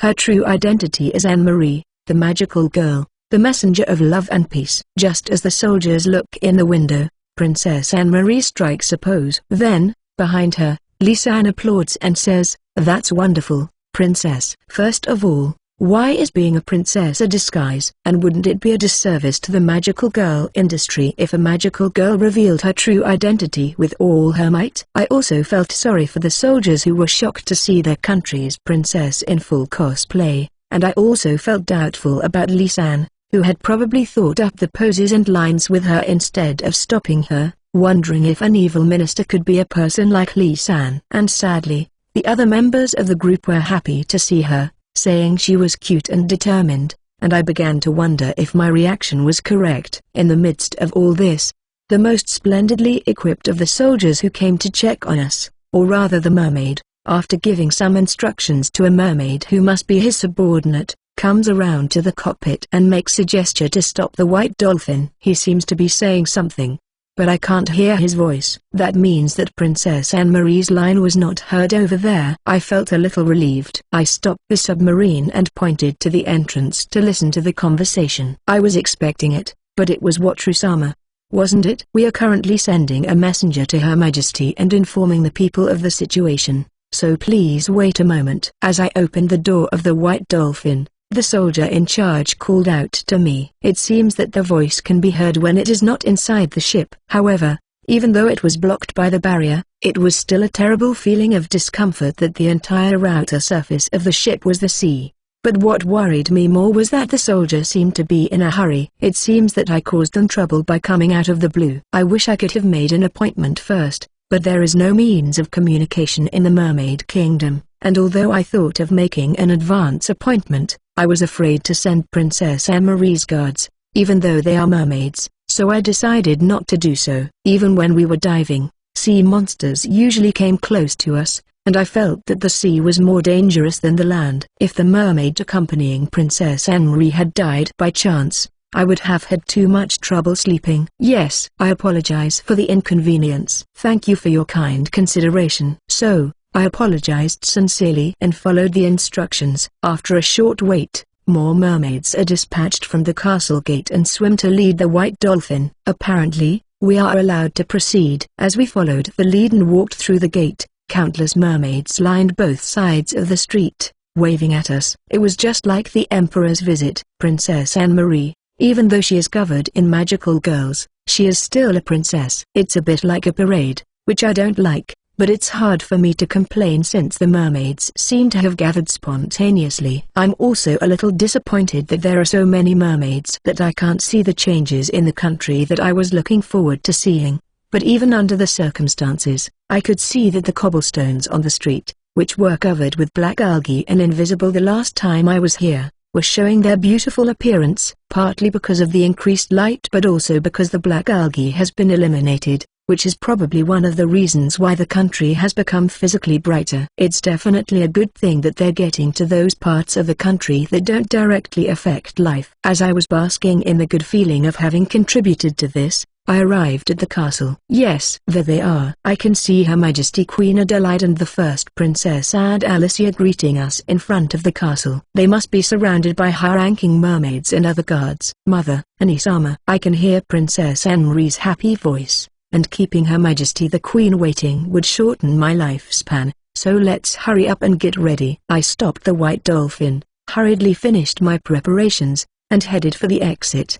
Near the exit, the women transform into mermaids and jump out of the White Dolphin with great momentum. The clothes on the lower half of their bodies are stored in the sacred treasure, right? It reminds me of the previous scene where Alessia-san was turned back into a human as it was. That was wonderful. It was really wonderful. Oops, no time for nostalgia. I should go out and greet them. Come to think of it, Princess Anne-Marie already jumped out when she was still a magical girl. Let's give that up. I went outside and saw Princess Anne-Marie bowing to Her Majesty the Queen and the first princess. I was worried, but it seemed she hadn't forgotten how to behave on official occasions. I was a little relieved. Wataru-sama, we are pleased to welcome you. After Princess Anne-Marie's greeting, Her Majesty the Queen herself steps in and calls to me. Normally, I would be very afraid of this, but perhaps because I acted as an intermediary with Sea God Sama, the mermaid side seems to think of me as a higher-ranking person. To be honest, it makes me feel a little uncomfortable, but I am grateful that I can talk to them with some ease. I haven't even learned the honorifics for doing business,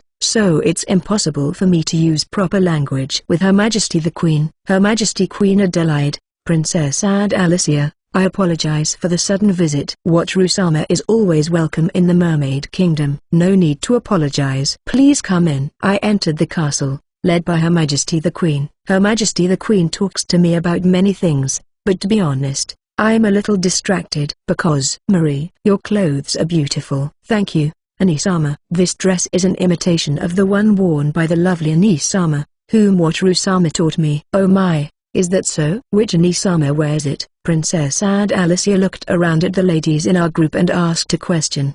The Anisama Princess Anne-Marie is referring to does not exist among them. Besides, you are Princess Anne-Marie's Anisama. She is the Anisama of a great magical girl. She is the one who will face the strongest enemies with love and courage and save the world. Stop it.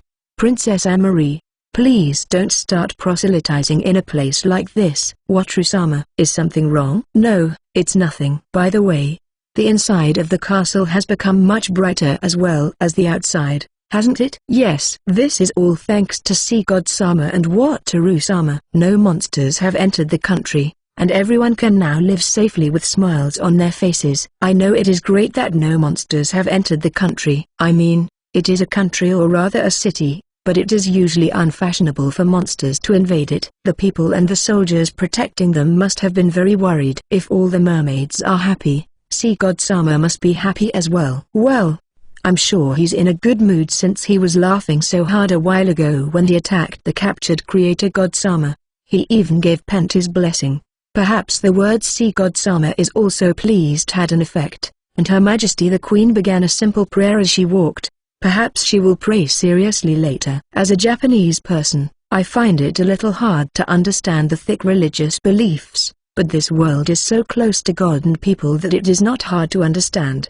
In my case, I am too close to the creator God-sama, so it is not so much about religious belief as it is about how to escape the absurdity of the situation. However, I have more passion than faith for the god of light-sama, the god of gastronomy-sama, and the goddess of the forest-sama. It is so difficult to suppress my libido. Then, Wataru-sama, please feel free to use this room during your stay. Thank you very much. I was told that a dinner party would be held during the walking chat, but I decided to take a rest, saying that I was tired today. It would be too embarrassing to visit them suddenly and have them prepare a dinner party for me.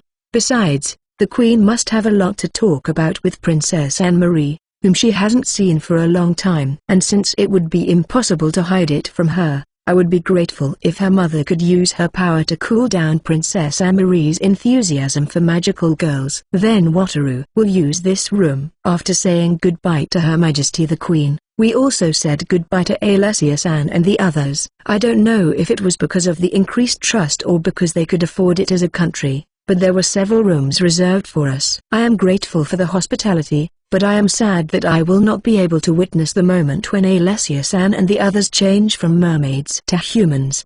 Perhaps the previous accident could have happened again. If you like my translations, please support me on Ko-fi and subscribe my Patreon to read several chapters ahead. Striving for the Luxury Liner, Volume 19 Chapter 17. Enjoy. Chapter 17, Sightseeing. Despite some heart problems, we entered the Mermaid Kingdom safely. Unlike our previous visit, we were greeted by a bright city and many mermaids and witnessed a mother-daughter reunion. I was a little nervous about Princess Anne-Marie's simple attempts to proselytize magical girls, but so far, I don't think there are any problems. Wataru, let's go play, Alessia-san declared after spending the night in an underwater room instead of a room with air because it had been a while and enjoying breakfast. With those sparkling eyes, it would be impossible to stop her. I agree to go sightseeing as well, but first let me confirm our plans for today. I declined Alessia-san's offer and confirmed my plans with the mermaid maid, who was waiting at the wall. Alessia, we are free to do as we please, except for the dinner party in the evening. They would also like us to have an escort and a guide, if possible. The dinner party seems to be confirmed. Princess Anne-Marie also has some work to do, such as reporting, so it seems that we will be able to go sightseeing enough. An escort and a guide, right? Well, I guess we're supposed to be the escort, and I'd like to have a guide, but that would take away from the excitement. Oh, Alessia-san, you haven't forgotten that you're my escort, have you? And a guide. Huh? I'm basically the type of person who doesn't like adventure, so I do my research on the places I travel to. If I had the money, I would have asked for a guide in Japan. But I couldn't afford a guide when I was a broke student. But Alessia-san, we don't need a guide this time. Let's just ask about the places we shouldn't go near and go. Wataru, is that okay? I understand. So the maid told us the places to stay away from, and we set out to do some sightseeing. I thought so when he came here, but the brightness of the place gives a completely different impression. Right, Benny-chan? When we left the castle, we found Dorothea-san happily playing with Benny-chan, who had a little tail just like Remu's. This kind of quiet and ordinary life is wonderful, isn't it? But it's in the ocean. Let's go to the lively place first. Alessia-san took the lead,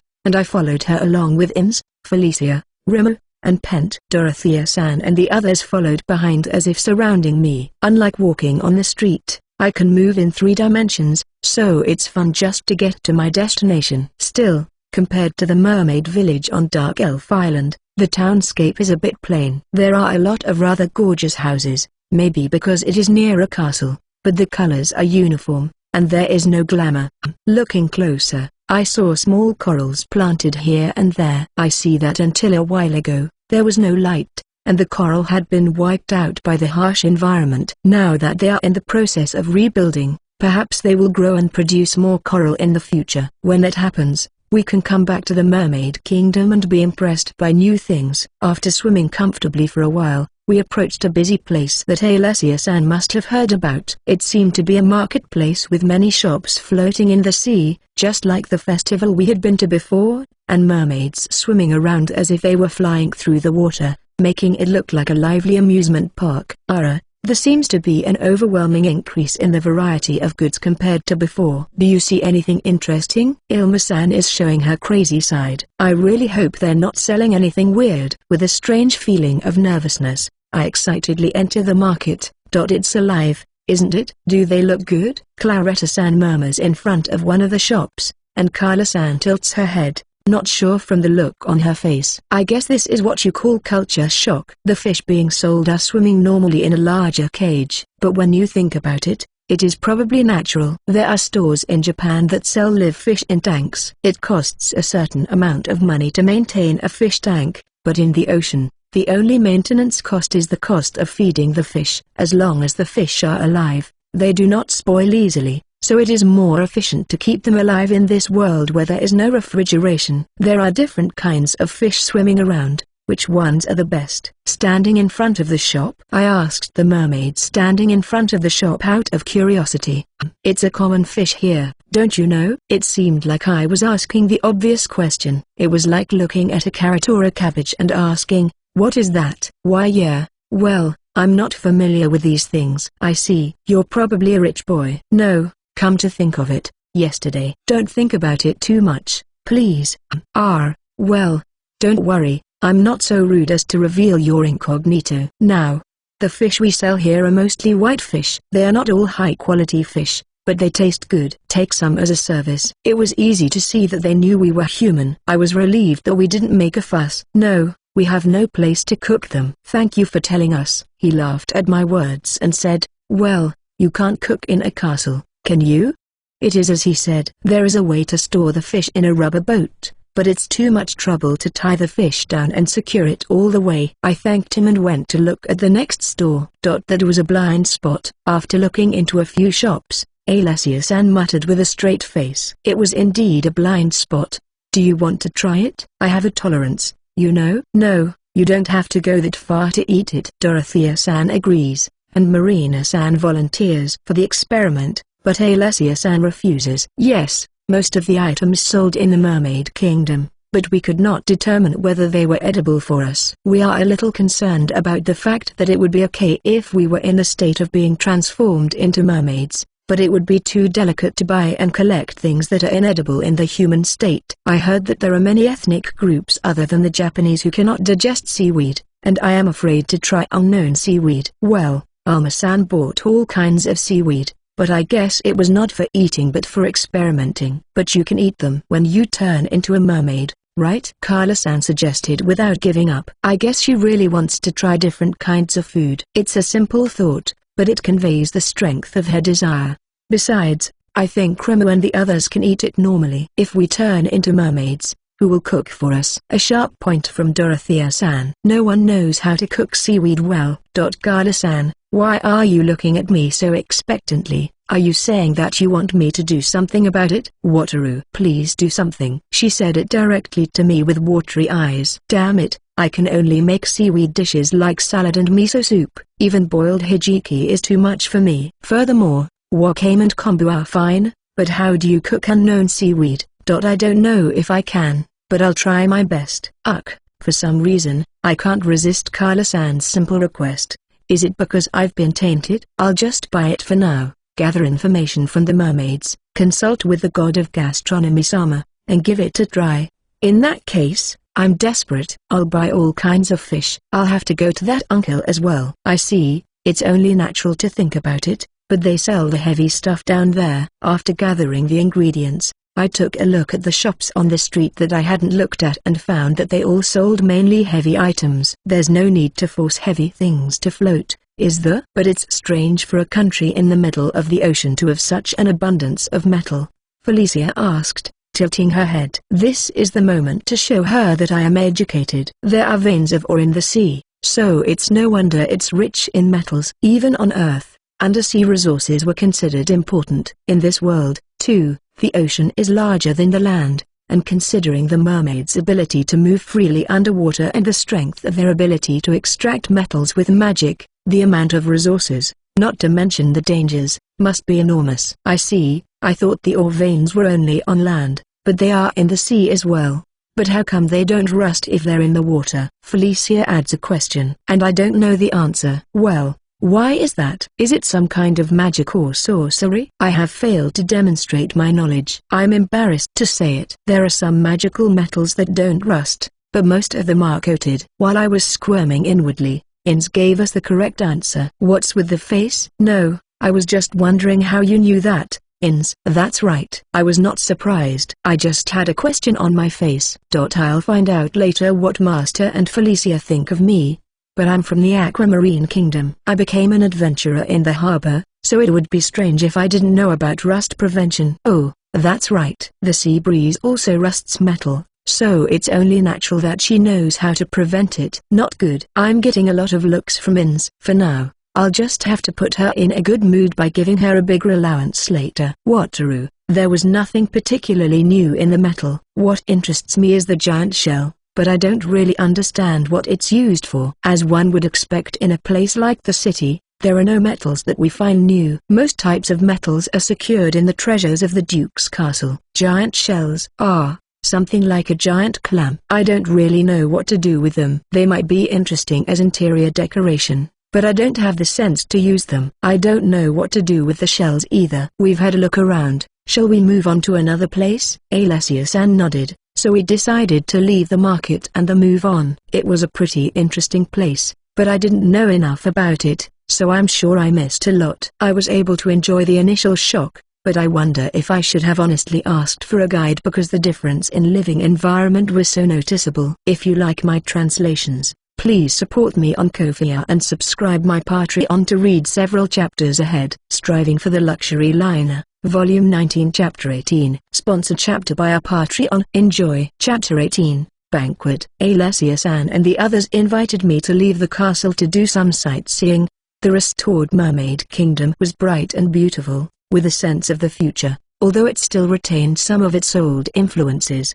It was very enjoyable sightseeing, although there were some cultural gaps, such as a fish shop where the fish floats in the sea and a shop that sells a giant clam that I don't know what it's used for, and Carla-san's request about the seaweed I bought. What should I do with it? Wataru-sama, we are here to pick you up. After returning from sightseeing, Princess Anne-Marie and Lee-san came to the room while we rested. Oh, I see, it's that time already. When I returned to my room, the maid told me to clean myself up, and since the Mermaid Kingdom had provided us with clothes, there should be no problem with my personal appearance. I have my own formal clothes, but since the lower half of my body will be a fish, if only the top is formal, it will smell endlessly perverted. In this respect, if the clothes are provided by the other party, there is no need to worry about violating manners, and since the clothes are made to fit the mermaid form, I would have said that it is easy.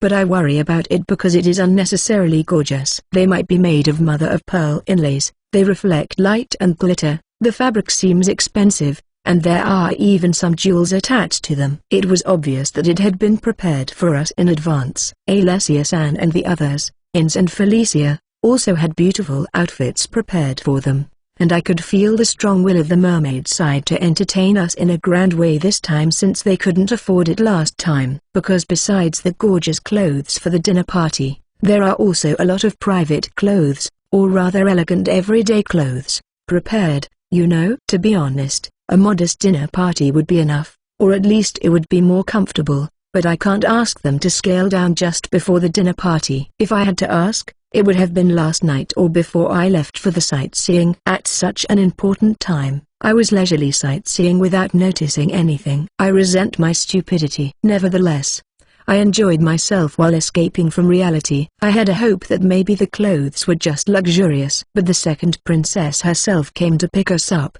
and she was quite well dressed. With all this enthusiasm, it was highly unlikely that it would be a small dinner. "Thank you for picking us up. You look wonderful in that outfit. It suits you very well." I drop everything and join Alessia-san and the others in praising Princess Anne-Marie's appearance. Fufu. Life is full of wonders, isn't it? That there comes a time when I feel more comfortable when she's in the form of a magical girl. Thank you, Wataru-sama. Now, Wataru-sama and everyone, let me show you around. With Princess Anne-Marie's escort, we leave the room and walk through the castle. I know it's a little late, but shouldn't the escort be a man? After all, it is only strange that the princess would turn to an escort. Also, isn't it problematic for the dignity of the royal family, like the princess coming to pick us up or something, even before it's a breach of etiquette? As I escaped from reality and thought about this, we arrived in front of a huge door that must have been a grand hall. A big dinner party, that's for sure. I want to go home. Seeing our arrival,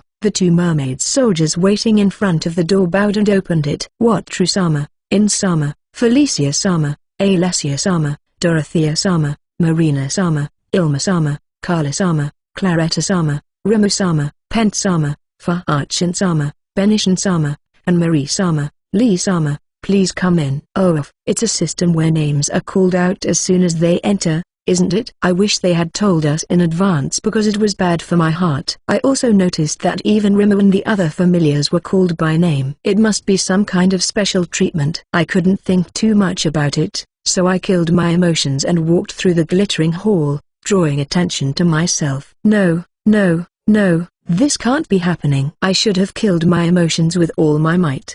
But the event was too much, and my emotions were revived. Her Majesty the Queen and Princess and Alicia greet us with smiles. Isn't it strange that Her Majesty the Queen and the royal family came first? I had managed to cope with the question, but the seat we were supposed to take was a big problem. It was the honorary seat. Wataru-sama, is there anything you don't like? Her Majesty, the Queen, looks worried at my nervous state. No, this place is for your Majesty, isn't it? No matter how much I help to restore the Mermaid Kingdom, this position is indeed too grand. It could cause serious damage to our status as a nation. Oh, that's what you mean. If it were originally my position, it would indeed be my position. But I cannot leave Wataru-sama, the messenger of the Creator God-sama, aside and sit there. That's right. Because of my relationship with Sea God-sama, Her Majesty the Queen and the others knew that I was related to Creator God-sama. I don't mind that.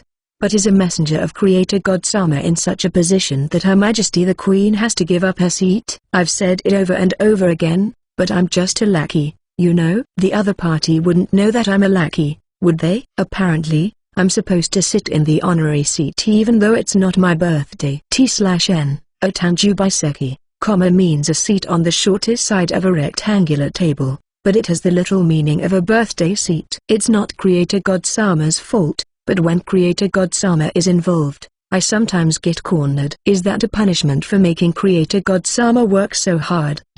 Felicia, Alessia-san, and the others sat on the left side, and Her Majesty the Queen sat on the right. Rimu and the others even had a special seat next to the table, perhaps to make it easier for them to eat. They are doing their best to provide hospitality. I managed to decline the call for a toast, and the dinner party began with a toast from Her Majesty the Queen. I nervously nibble at the food that is brought to me like a course. I can't really taste the food because all eyes are on me and the honorary seat. I'm a little nervous about the situation, but I'm envious of Ins and Alessia-san and the others, and I sympathize with Felicia, who's acting a little awkward. I don't mind. But what about the slaves who are enjoying their meals in a dignified manner while their masters are acting so nervous? We are very grateful to you, Wataru-sama, for saving the Mermaid Kingdom. I am now being thanked profusely by all the great people of the Mermaid Kingdom. I need someone to help me. As the meal progressed, and I didn't know what it was, the high-ranking mermaids began to crowd around me as if it were time for a chat. To put it simply,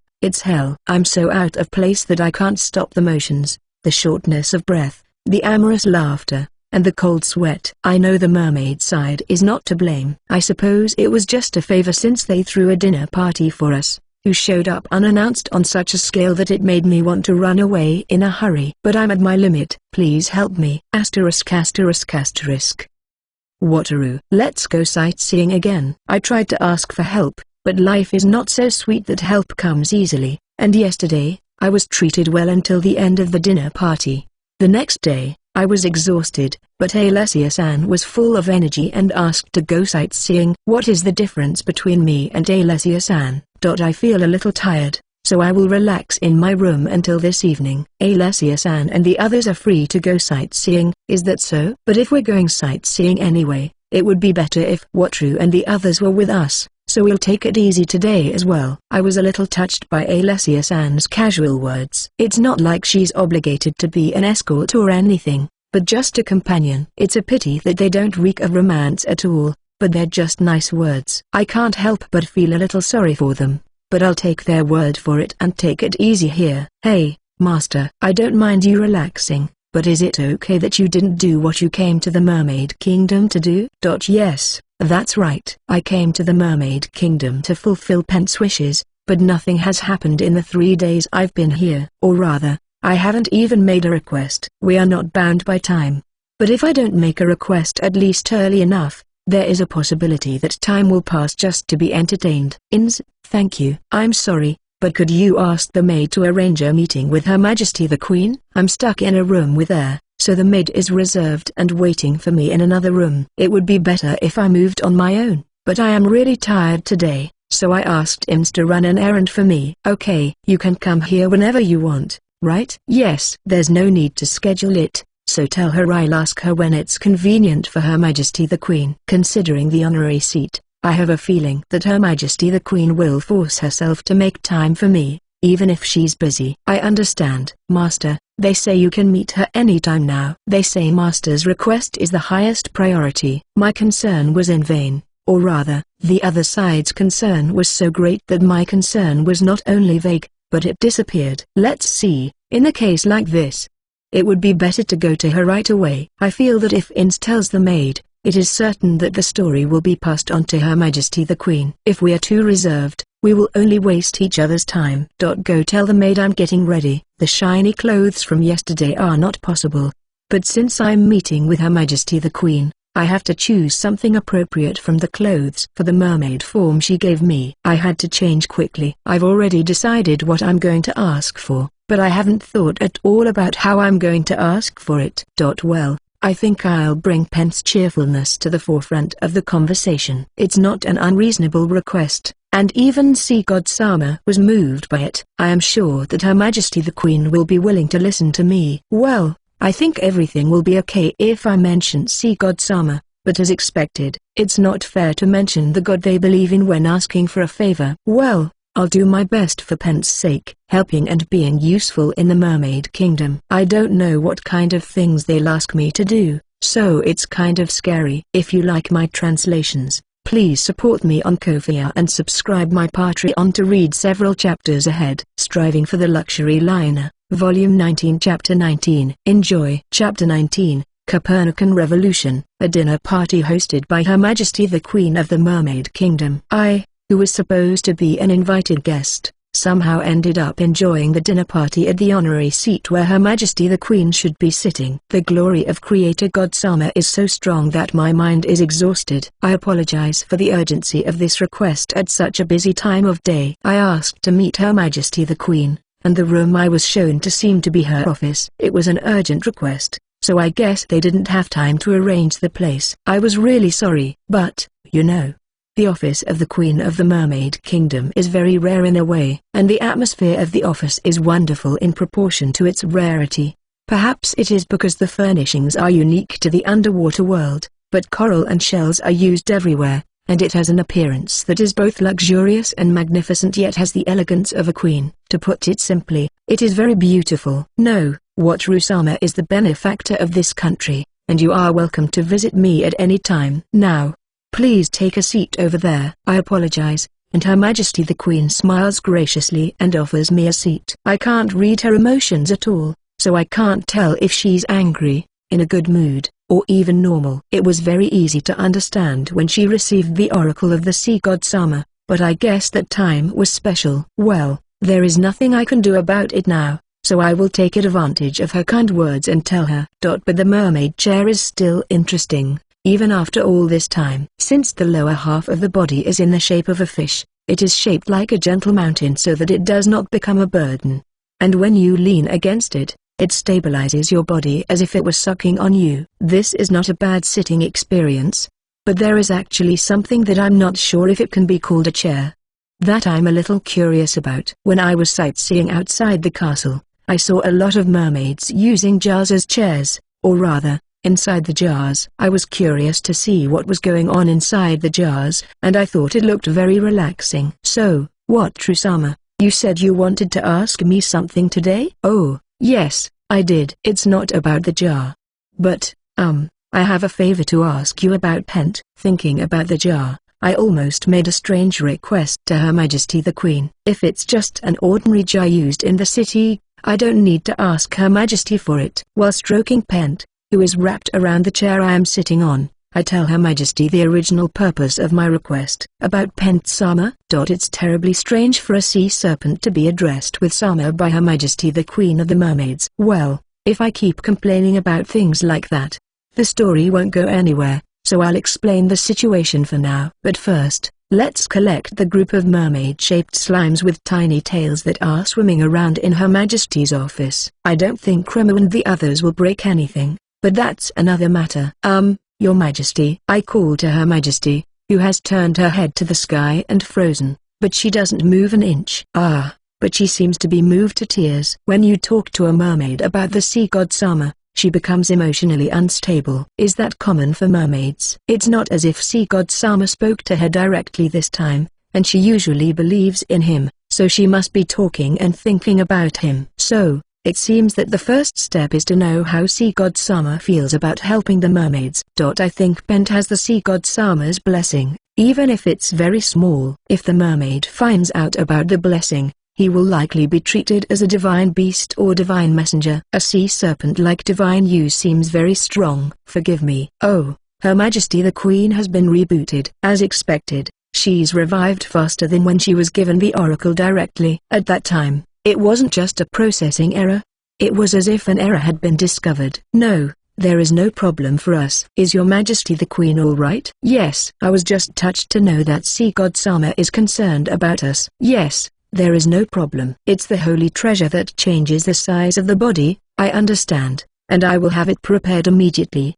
No, Your Majesty, wait a minute. You left out the part about helping the Mermaid Kingdom. The devil in my head whispered to me that it would be fine to just take it as it is, but as the one who will get into trouble if the promise with sea god Sama is forgotten, I would feel bad for sea god Sama if I did not get the reward through proper means. Also, it is not good because if Creator God Sama finds out that I got the holy treasure through dishonest means, it will be very troublesome. Creator God Sama, who is under a lot of stress, will make a big fuss here and there. Is that so? Oh, number. I knew it was suspicious when the word sea god Sama was mentioned, but my request was not properly conveyed. I'll explain it again. I'm trying to avoid the word sea god Sama as much as possible. I see. So how about showing us something called a magical girl anime? It seems that Her Majesty the Queen's head is buggy. I thought it rebooted surprisingly quickly, but I guess it's only on the surface, and the internal process hasn't caught up. Since we are talking about being useful in the Mermaid Kingdom,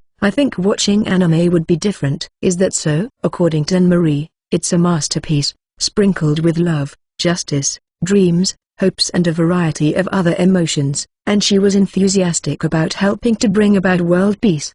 Princess Anne-Marie proselytized magical girls in an extraordinary way. It's normal to proselytize from close proximity, so it's not hard to understand why she proselytized to her mother, Her Majesty the Queen. But please think about your position. Her Majesty the Queen is very interested in girl-oriented anime. What does she mean by contributing to world peace? No, it is a work that makes you think deeply about love and peace, right? But you have to distinguish between reality and fiction. At this rate, not only Her Majesty the Queen but also Princess Alicia and At least the people around the royal family will probably spread the word. Knowledge cheats in another world. Even though I'm a beneficiary of that, I don't think it's the same as spreading magical girls. Culture is something that develops gradually, and putting magical girls in a place where people enjoy fairy tales and legends as entertainment is just evil. Well, I can't say that since I'm spreading high-quality cosmetics and beauty products in a world where soap is not even used in the private sector.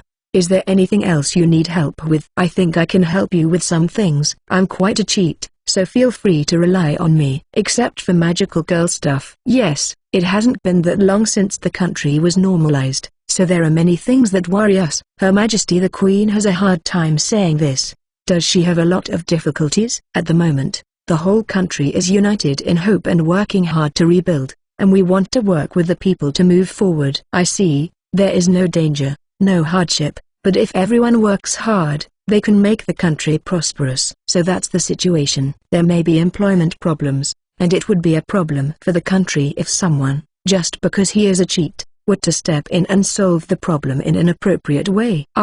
So that's why it's magical girls. It's hard for her to tell me, a benefactor and apostle of the creator god Sama, that she doesn't need my help, so she changed the subject to magical girls, which has nothing to do with restoring the country. I may have forced Her Majesty the Queen to make a difficult decision. I'm sorry for my unnecessary interference. But that doesn't mean that proselytizing magical girls is out of the question for me. I have to somehow manage to be active in a way that doesn't get in the way of the Mermaid Kingdom and in a way that it wouldn't be a shock for me to receive a divine treasure. There's no way I can just come up with such a convenient job, is there? Then, Your Majesty the Queen, is there anything I can do for you outside of this country? If you don't know, ask. This is important. And if they don't need a cheat inside the country, why don't they use it outside the country? A Copernican solution. I should be tired, but maybe I'm feeling a little sharp today. Outside the country? Her Majesty the Queen is worried. I am sorry to ask for something troublesome,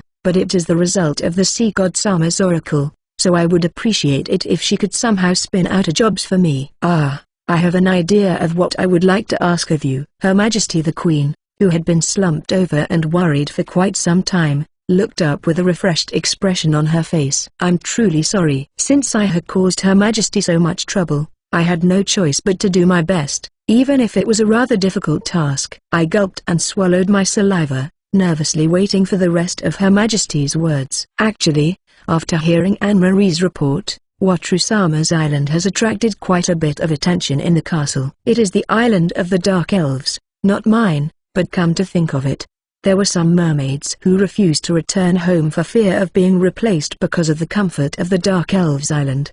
But Watrusama's island is too far from the Mermaid Kingdom. Oh, Your Majesty, it's not my island, it's the island of the Dark Elves. It's a small detail, but I'll correct it just in case. If I don't correct it properly, even the Dark Elves will start saying that the island is my island before I know it. I see. I apologize. No, I'm sorry for interrupting your conversation. I apologize and ask her to continue the conversation. The way this conversation is going, I wonder if she's going to ask me to take her to and from the Mermaid Kingdom and Dark Elf Island. It's a bit of work, but I can't leave the village in the Aquamarine Kingdom unattended. And I don't think it's too much to ask for a free ride 2 or 3 times a year. The mermaids are trustworthy, and the Dark Elves world is expanding, so they might be grateful. So I was wondering if you could use the sea god Sama's divine treasure to create some safe zones between this country and Watrusama's, I mean, the Dark Elf Island. It wasn't a request for a ride. I brought sea god Sama's divine treasure with me.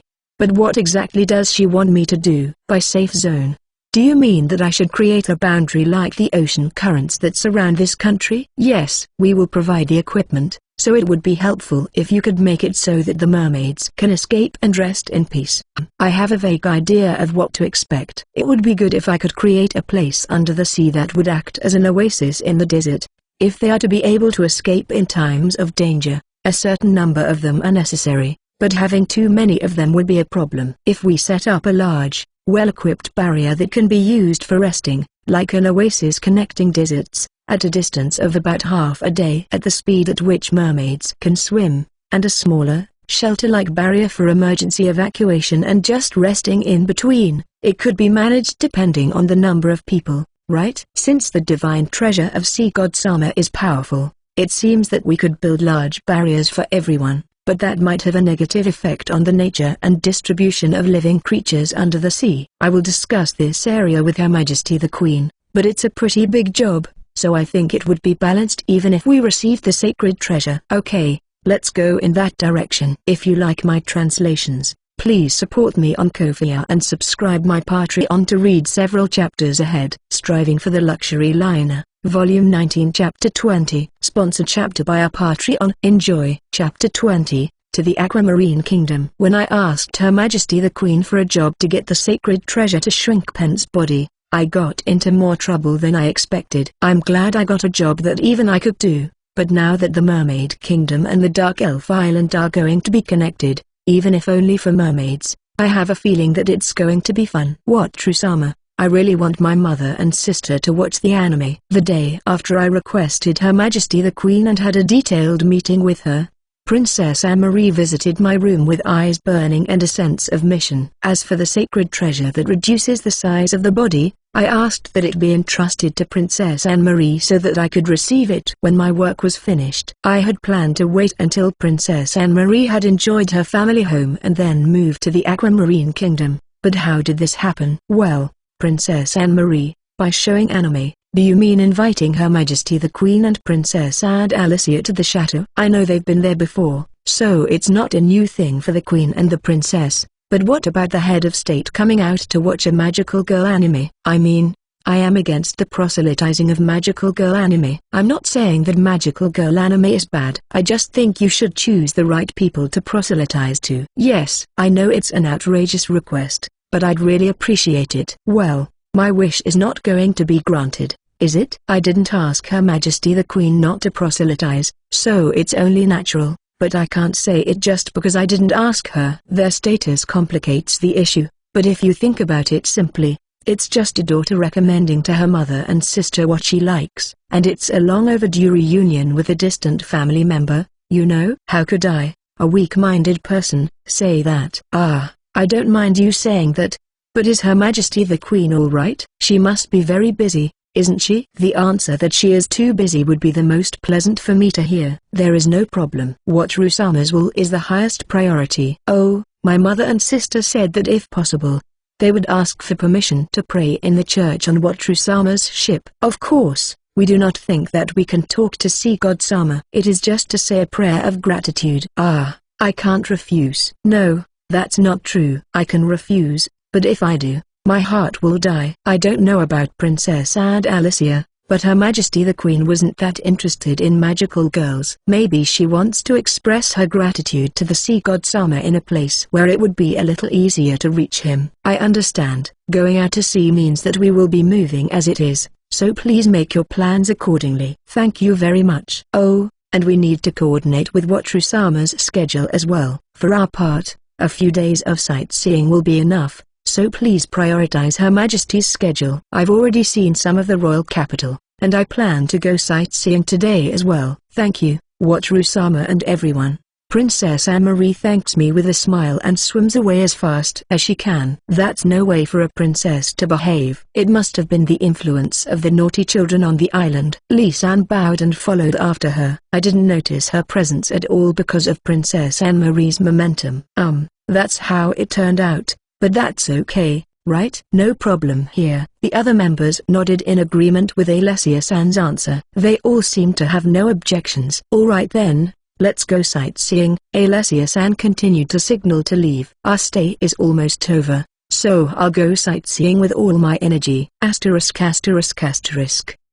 Thank you, Wat Rusama. Thank you, Wat Rusama. Thank you, Wat Rusama. 5 days after Princess Anne-Marie's request, I invited Her Majesty the Queen and her family aboard the chateau. We had enough time to do some sightseeing during the 5 days, so it was not a bad time for us. Anyway, I took Her Majesty the Queen and her escort out to sea aboard the White Dolphin, and then we transferred safely to the chateau. Princess Anne-Marie wanted to proselytize Her Majesty the Queen, but I thought she would be able to focus more on her mission after fulfilling the Queen's original purpose, so I led them to the church.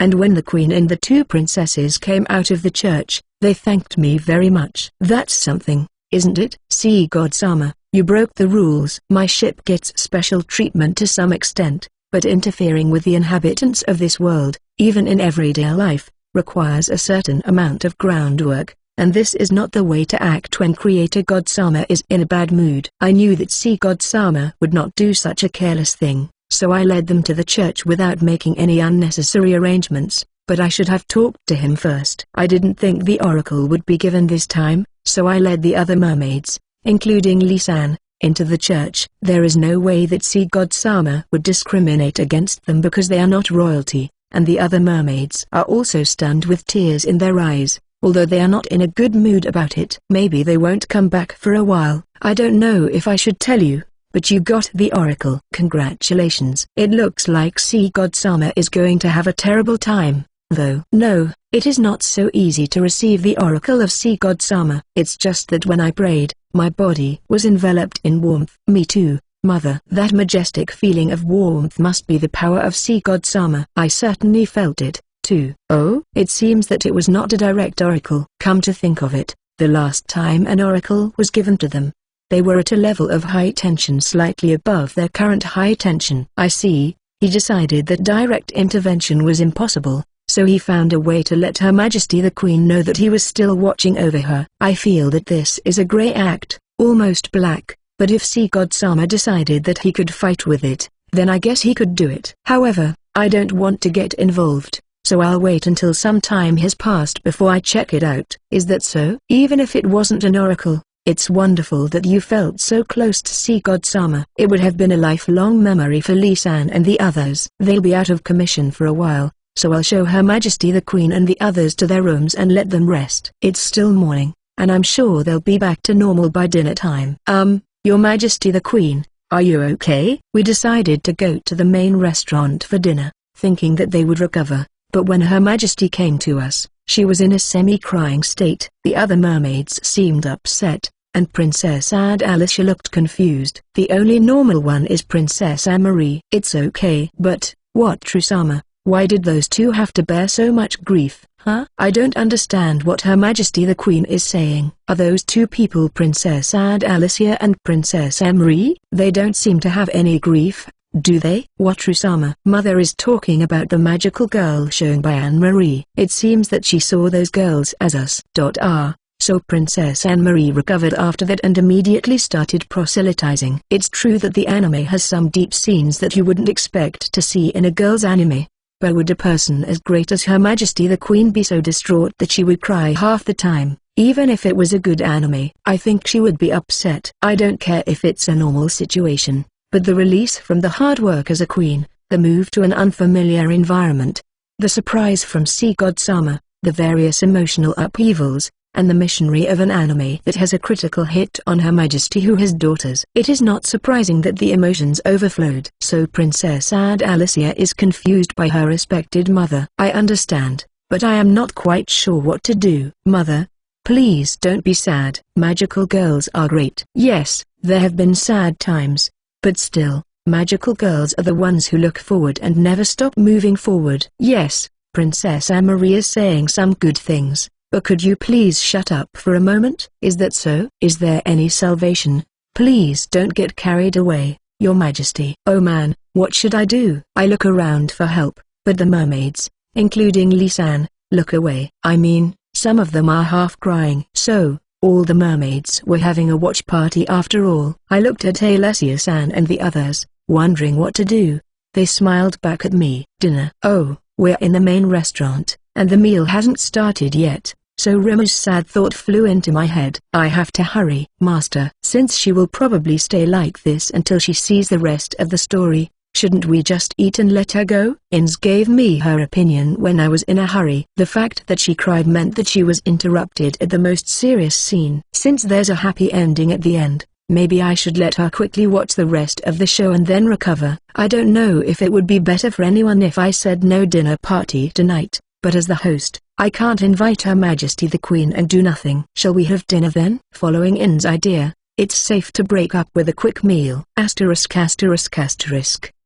The morning after the dinner, Her Majesty Queen Adelaide returned to her country with a beaming smile. She was accompanied by a confused-looking Princess Adalicia. Princess Adalicia also enjoyed the magical girl anime quite a bit, but she was put off by how much her surroundings, especially her mother and sister, were into it. She probably fell into the same pattern where she gets pissed off about something, and the people around her get pissed off first, and then she wakes up. The younger sister, however, seems to be deeply satisfied to be able to introduce her mother and sister to the magical girl anime she loves so much. Well, let's leave magical girls aside. After proselytizing those two, it doesn't matter who she proselytizes next as long as it's within Princess Amarie's sphere of influence. Let's just forget about it and go to the Aquamarine Kingdom. I hope there's not too much paperwork,